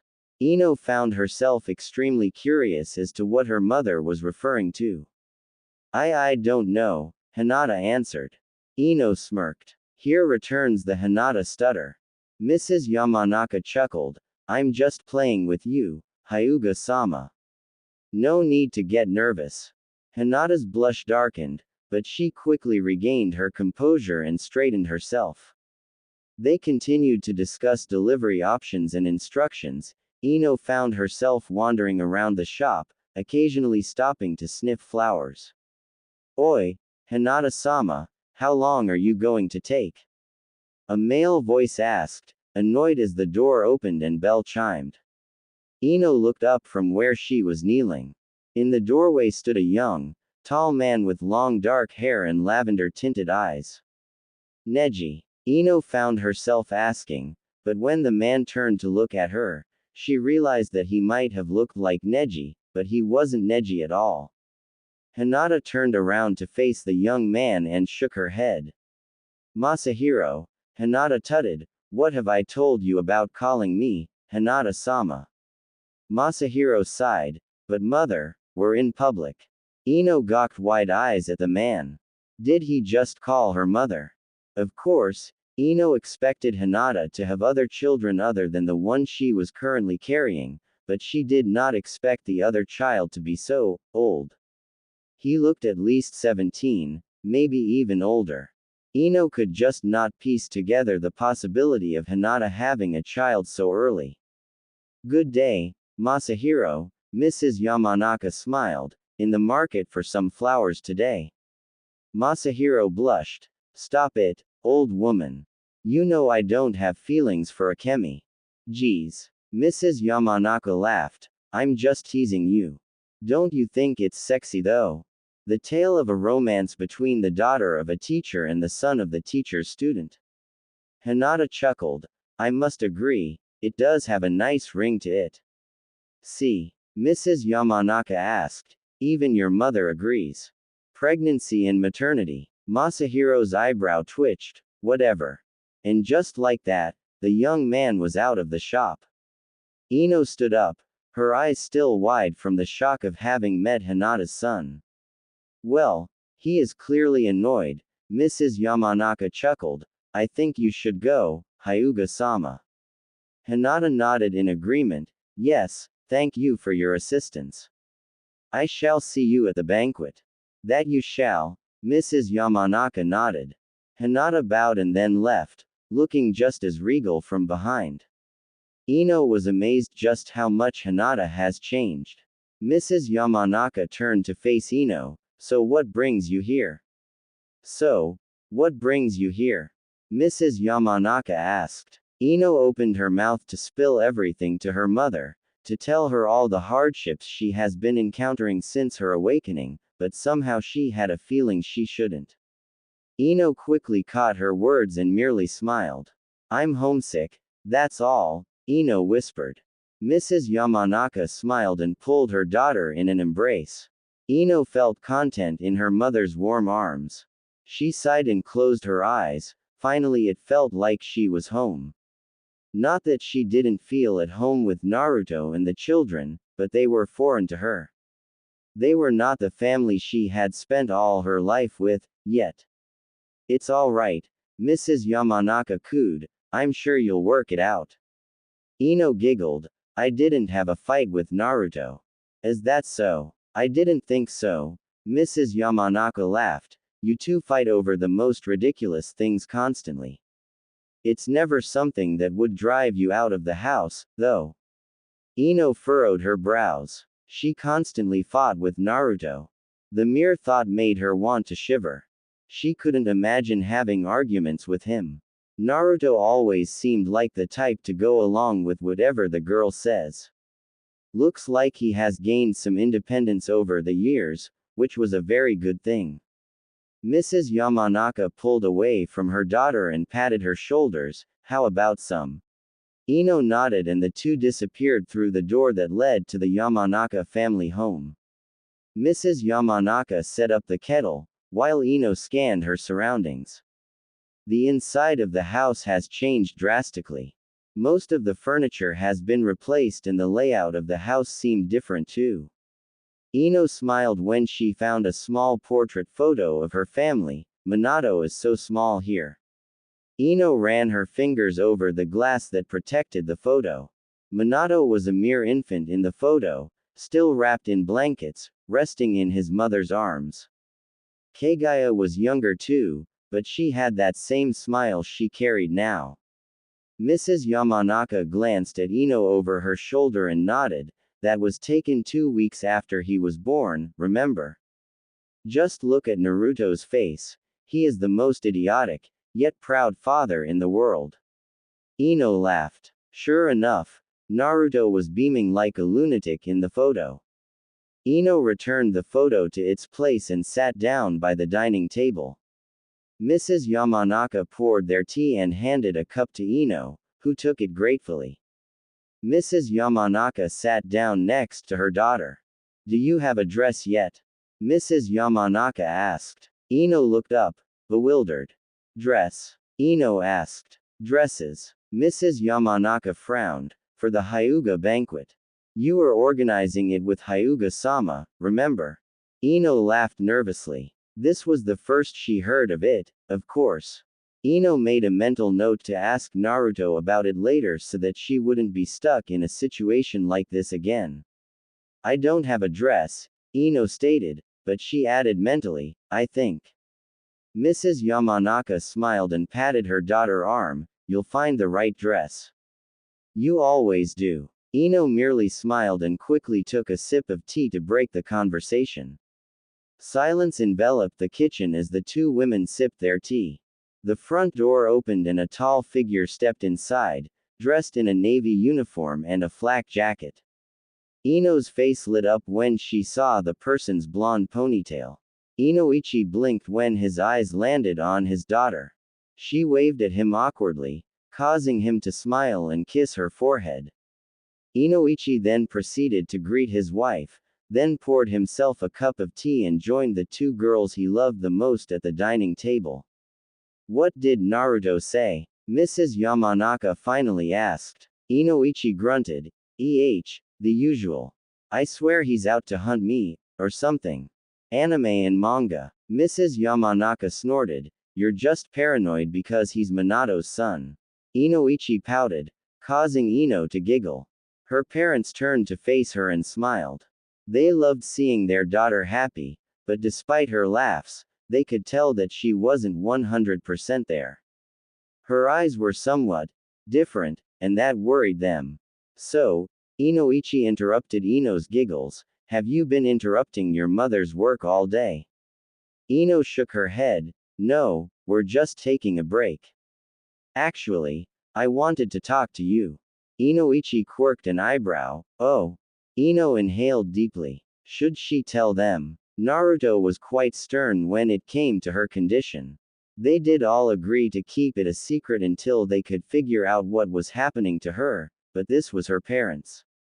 She couldn't keep something so big away from them. She never could before, so naturally she can't right now. Ino trailed off, feeling intimidated by her parents' stares. It's about my condition. Are you sick? Mrs. Yamanaka asked, worried. Ino shook her head. Pregnant. Ino shook her head again. Inoichi appeared to be in deep thought, as this regarding what Naruto was babbling about. Ino frowned. What did he tell you? That you dodged time or something?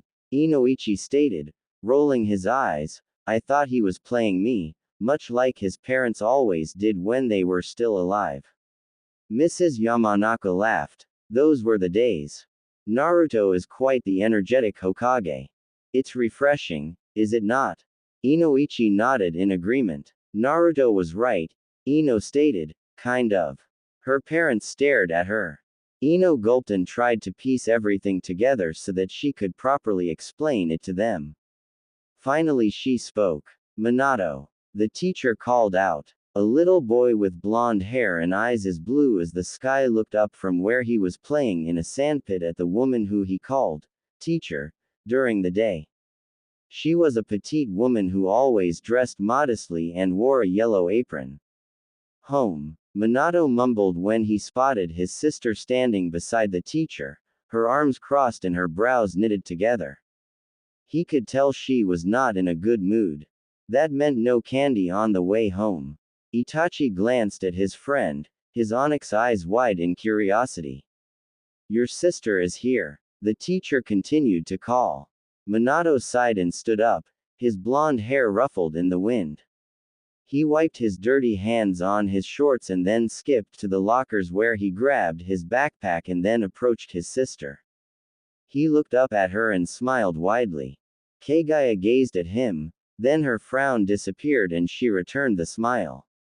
He took his sister's hand, waved goodbye to Itachi and his teacher and then allowed his sister to lead him out of the school. Family. Minato looked up at his sister as they walked home. Where's Mama? Kagaya furrowed her brows again. She's busy, Minato. But she always picks me up. Minato objected. Kagaya sighed, memories of her parents sleeping in separate rooms flashing through her mind. I know, Minato, I'm sorry. Can't I be her temporary replacement? Minato pouted, but did not answer. Kagaya smiled at her brother sadly when she spotted his unhappy face. She hated seeing him like this, but what could she do?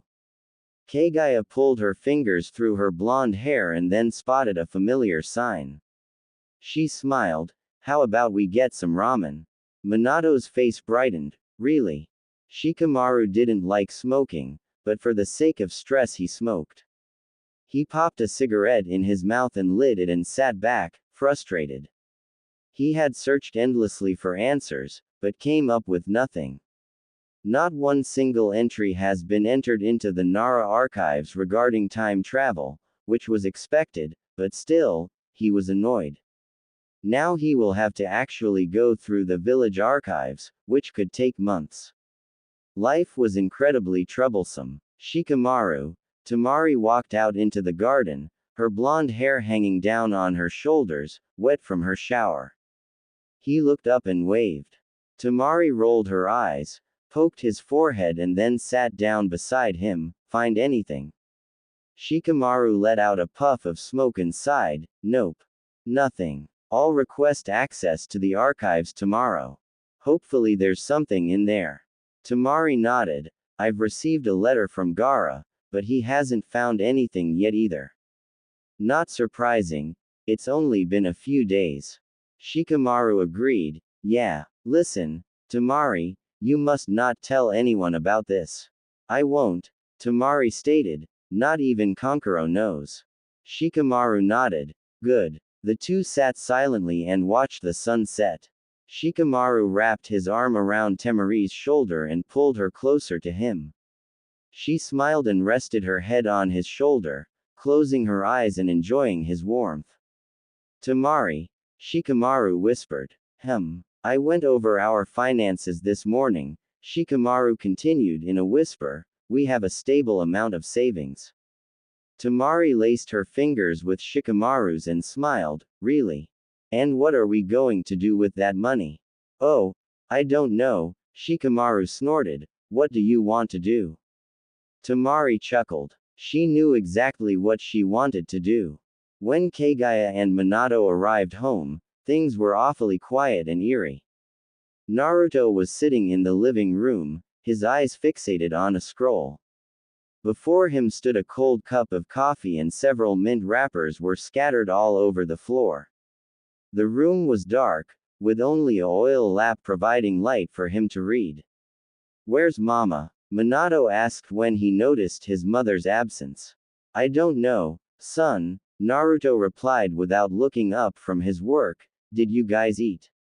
Yes, Kagaya answered. Naruto nodded. He reached for his coffee and took a sip, pulled a face and abandoned the scroll and got up to make himself a new cup. He glanced at his daughter, who was staring at him with serious eyes, but he merely smiled and pushed past them. The front door opened and Ino stepped inside. The children turned to face her, their blue eyes curious and waiting.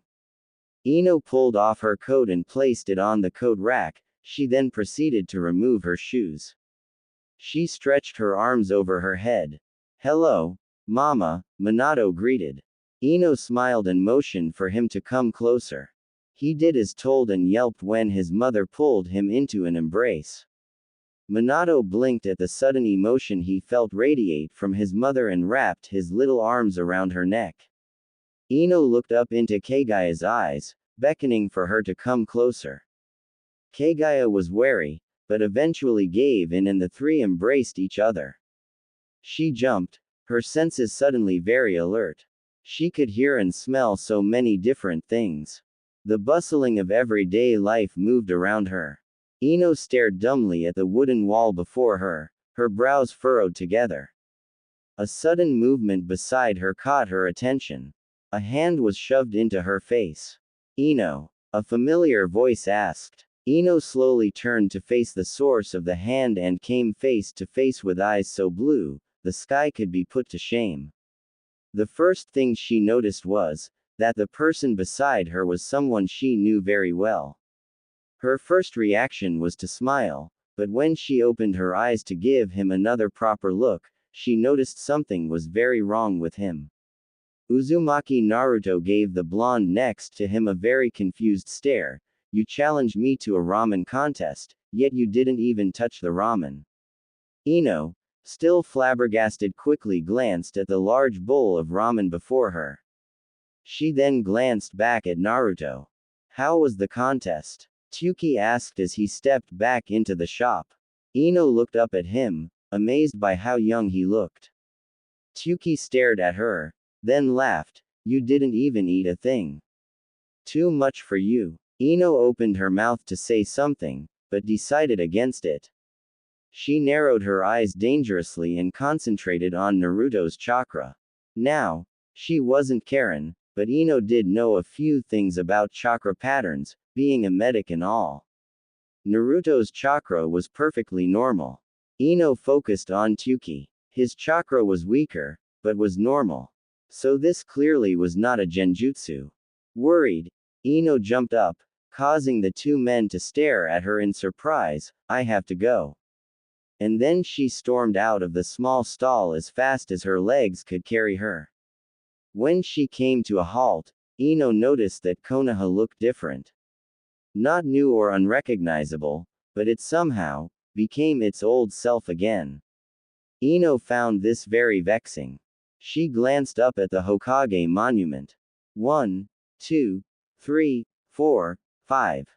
5. Ino gaped, her eyes wide. There were only 5 faces. Ino suddenly felt her stomach churn wildly. She spun around and quickly sprinted to a flower bed. After puking her guts out, Ino collapsed on the ground in a heap. She lifted her hand and looked at them. No wrinkles. No blemishes. Her skin was silky smooth, like she was a teenager again.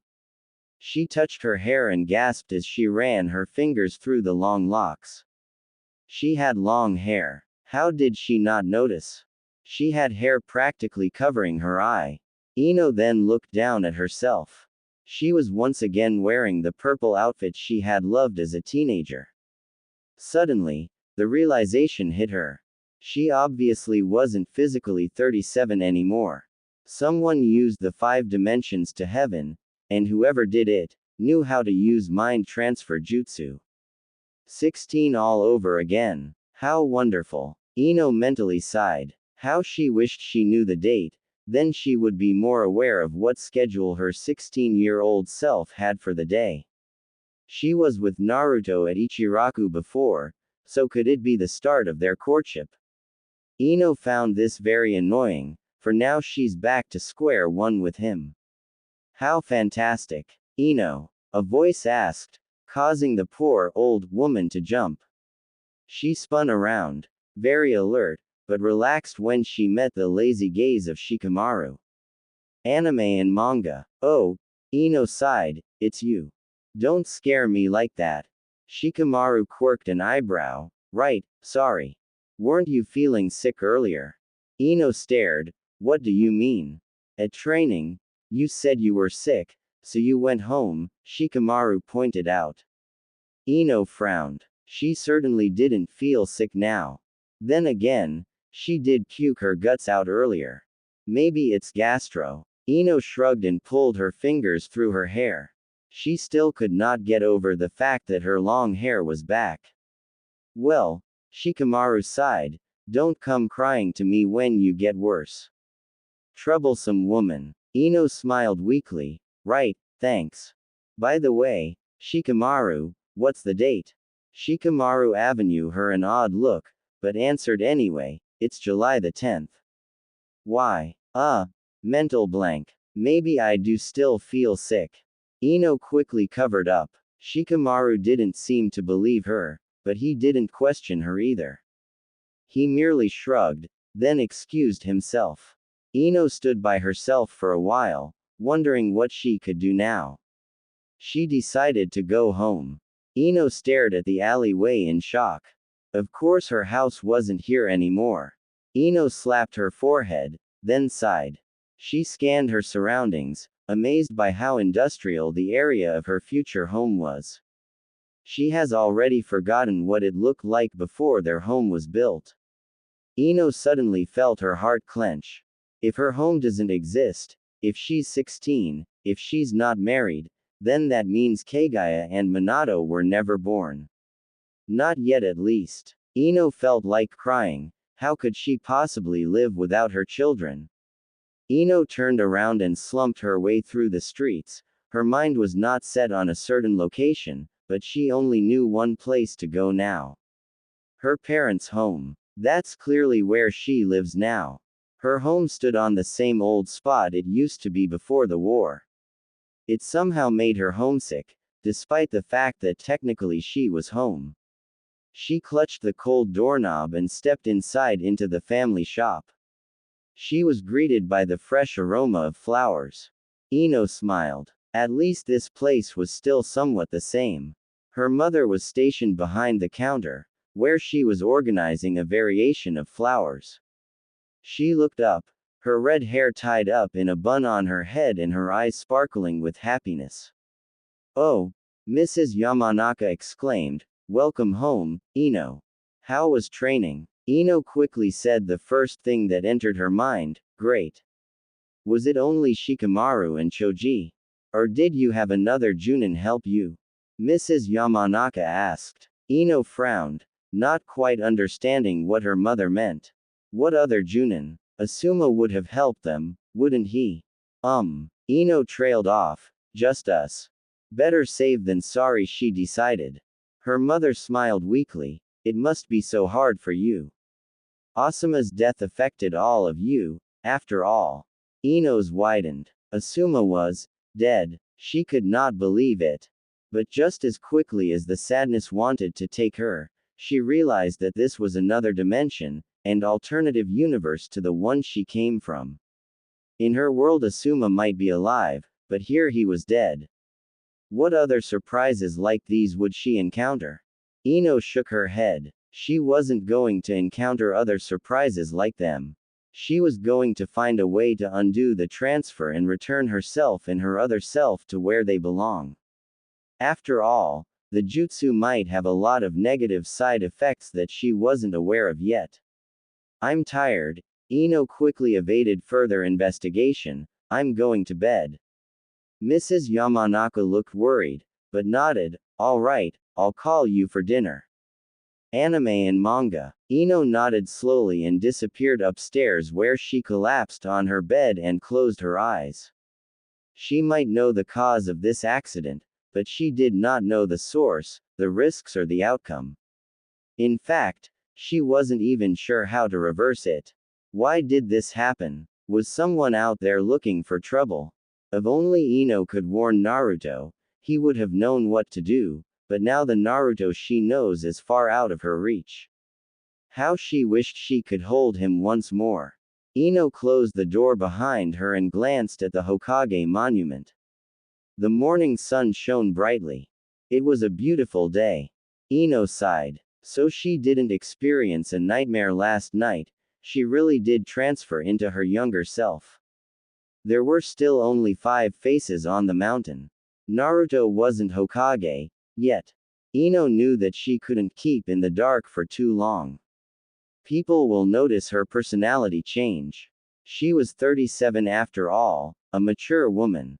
She was married and had 2 children. She wasn't little Ino anymore. She had to tell someone. Someone with responsibility. Someone she could trust. Her only bet at this time would be Tsunade. Of course, she trusted Naruto above anyone else, but she highly doubted dense, 16-year-old Naruto would believe her. Tsunade it is. Tsunade was signing paperwork when she arrived at the Hokage office. Ino was welcomed inside warmly, but did not receive the bows that she got back home. Ino waited patiently for Tsunade to complete signing and look up. Tsunade finally did. So, Ino, what brings you here today? We have a problem, Ino stated, decided to try and get right down to the point. Tsunade frowned. What kind of problem? Well, Ino trailed off. The best way to describe this would be that I'm not Yamanaka Ino. Tsunade did not move. Ino knew she was taking a gamble. Tsunade could after all claim that she was an intruder and summon the Anbu. Ino hoped the Hokage would do something more sensible. What do you mean? I am Uzumaki Ino. Silence. The 2 blonde women stared at each other silently. The older woman's lips were pursed, while the younger woman's face was blank. The only noise that could be heard was the everyday movement of the village outside the window on the streets. The entire Hokage office was suddenly very quiet, like the entire building was waiting for an explanation. Excuse me, Tsunade finally asked, her facial expression turning into a snarl. Tsunade was not impressed with this joke. Ino, or this imposter was taking things too far. Ino shifted her weight to her left foot and inhaled deeply. Technically speaking, I am Namikaze Ino, but Naruto decided to keep his mother's name. Tsunade stared, then shook her head. She opened her eyes. No, Ino was still standing there. How did you find out about Naruto's heritage? He told me. Ino half asked, half stated. She was annoyed by the old woman's slow response to this. Tsunade narrowed her eyes. That's impossible. Speaking of his heritage is forbidden. There is no way Naruto knows about his parents. Ino smirked. Not your Naruto, at least. Tsunade remained silent. Ino took this as her cue to speak. Where I come from, Naruto is 37. Tsunade was certain that either Ino has lost her mind, or she was an intruder. Tsunade quickly opened the top drawer of her desk and pressed the red button hidden underneath a stack of paperwork. The silent alarm should reach Anbu within seconds. Ino noticed Tsunade's movement and couldn't help, but laughed to herself. She had a feeling this would happen. While they awaited the arrival of the Anbu, Ino pretended to be unaware of her future doom, and checked out her fingernails. They were painted purple. How predictable. Two Anbu appeared before Tsunade's desk. You called, Hokage-sama. Tsunade felt like punching the two for being so indiscreet. She nodded, then pointed to Ino, who was still pretending not to notice the situation she was in. The Anbu glanced at her, frowned, then looked back at their leader. How is she a threat? One of the Anbu asked. Tsunade's eyebrow twitched. She's speaking nonsense. Arrest her and call for Inoichi. The Anbu nodded. One grasped Ino's arm while the other disappeared. Ino did not make any movement against her captive. Tsunade was surprised that the blonde teenager wasn't putting up a fight. Ino allowed the Anbu to drag her out of the office and down to the interrogation department. Ino smiled in victory. At least her message will get through. Inoichi wished he could die. When he walked into the interrogation department and saw his daughter chained, he thought the world had to be ending. Ino? Inoichi asked, hesitantly. Ino stared at her father blankly, then smiled. Hi, Dad, Ino greeted happily, like she wasn't about to be groped in the mind by her own father. She didn't have anything to hide after all. Okay, maybe her life was something she should hide, but she didn't want to waste any energy on blocking her memories. She had to save as much energy as possible to reverse the jutsu that caused her and her other self to travel dimensions. What did you do? Inoichi demanded. Ino sighed. All I did was tell Tsunade that Naruto has a mother and a father. Honestly, is it that surprising? Inoichi stared at Ino. He stared some more, then turned to his coworker. This is not my daughter. My daughter would never speak like that to me. That's why we're interrogating her. His company worked half-assed, half-stated. Inoichi narrowed his eyes and turned back to Ino. Who are you? I'm Uzumaki Ino. Don't be stupid, Inoichi warned, suddenly very serious. There are almost no Uzumaki clan members left. Uzumaki Kushina had no relatives when she moved here, and Uzumaki Naruto is an orphan. And any children of Uzumaki Mito was born with the name Senju. Ino rolled her eyes. Ever occurred to you that one day Naruto would get married? Inoichi gawked. No. Ino asked. Well, surprise, surprise, he did. Inoichi was certain of it. This woman was not his daughter. He motioned for the team to move her to the interrogation room. It was time to study this imposter's mind. The team worked quickly, strapping Ino into the dome and then proceeding to their positions. Ino pretended to look bored, but truthfully she was enjoying her father's expressions. One minute he was confused, the next he was angry, then he was confused again. She shivered when Inoichi placed his palm on her forehead, and then the world went black. Inoichi had to admit, the woman had quite an impressive mind. He admired her brain for a while, then proceeded to work.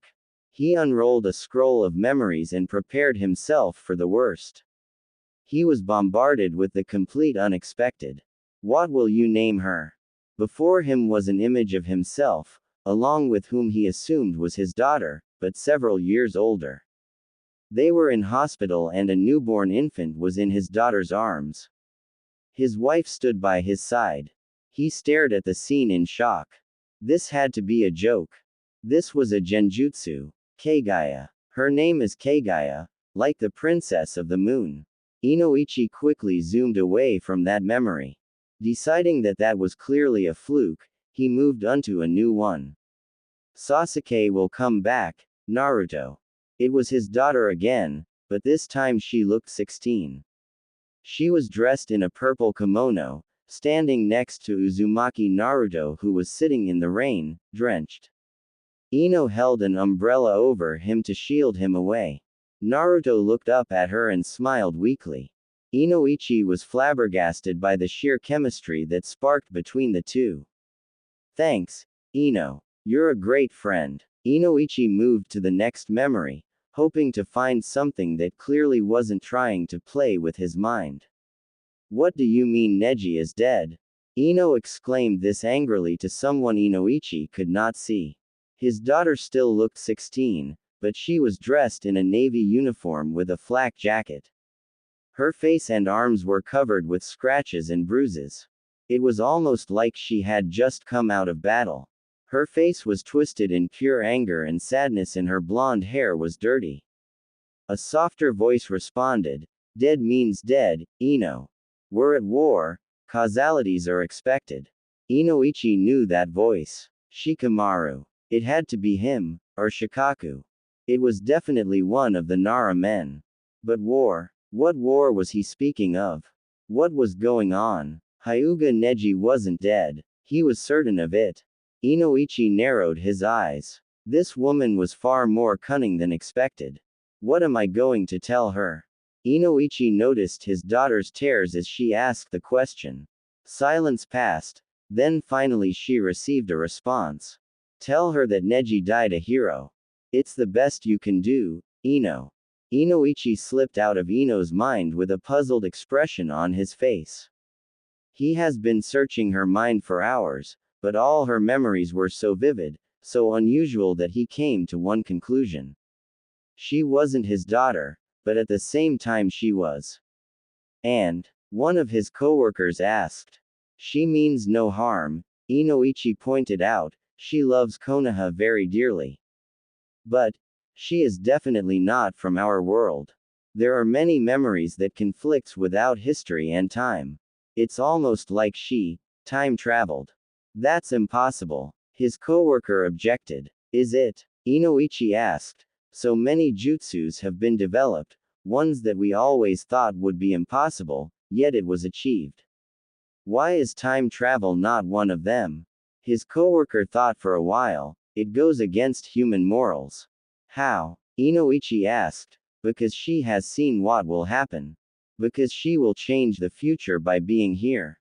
How do we know that this happens? Perhaps fate has already been written and the past and future can never be changed. We can't take risks, though, his coworker pointed out. Inoichi sighed. You're right. Keep an eye on her. I'll report to the Hokage. Ino was transferred back to the Hokage's office after she woke up. She was still chained, and kept under steady surveillance. She was placed on a chair, with several eyes watching her. She recognized plenty of faces, but when her eyes landed one pair of eyes, she felt anger build up. What is he doing here? Ino asked. Tsunade glanced at the person Ino was referring to, then back at Ino, here to hear you speak. Ino glared at Tsunade. I refuse to talk with him here. Why? Tsunade asked. Because, Ino stated, I don't want him here. Is there something wrong with me? Naruto demanded. Ino glanced at him, her heart soaring. How she wished she could jump and pull him into a tight embrace, but she knew that he wasn't her Naruto. No, Ino whispered, this is confidential. It involves him, Tsunade pointed out. No, it doesn't, Ino stated, her eyes on Tsunade. Tsunade noticed the cold warning coming from the blonde. She has never seen Ino so frightening, it made even her, the Hokage, shiver. She sighed and turned to Naruto. Naruto didn't even have to look at her, he already knew what the old woman was going to say. He had to leave. Annoyed, Naruto stomped to the door, opened it and slammed it behind him. Tsunade sighed, all right, tell me your name, age, gender, registration number, rank, marital status and where you live. Ino inhaled deeply. I am Uzumaki Ino, 37 years old and female. My registration number is 012604. I am currently married to Uzumaki Naruto and I live in the Konoha Manor, which at this moment does not exist. Tsunade frowned. The few Anbu and Junin present were also baffled. Inoichi, however, knew she wasn't lying. He had seen it all in her memories. Of course, he wasn't sure as her memories were correct, but he had a feeling that she wasn't the type to lie. After all, she was most likely his daughter. Inoichi tells me you are from a different dimension, Tsunade pointed out. I believe so, Ino responded. How did this happen? Tsunade asked. Inoichi told me some of your memories were blocked off. Ino sighed. She didn't mean to block her memories, since she wanted to spare her energy, but she decided against it in the last minute. She had an image to uphold. Her father seeing her make love to Naruto would just be weird. Of course, she hid a few other things deep within her mind too. I am a Yamanaka, Ino pointed out. Inoichi smirked. Smart girl. Tsunade didn't find this amusing. I cannot free you until you have proven this. You must unblock your memories. No, Ino declined without even thinking. I hid them for a reason, not just to keep them away from you. It's dangerous. How? Inoichi asked. I cannot tell you, Ino stated, but I can assure you, I will reverse this. I will get the real Ino back and then return to my world. Tsunade thought this over for a while. Alright, that sounds reasonable, but I have conditions. Ino sighed. She also knew this was coming. 1. Tsunade started, you will be under surveillance. 2. You are not allowed any missions until we can trust you. 3. No one must know of this. And I mean no one. You must pretend to be 16, your old life cannot be lived here. Ino rolled her eyes. Oh, I know. I'm glad we have an understanding, Tsunade smiled.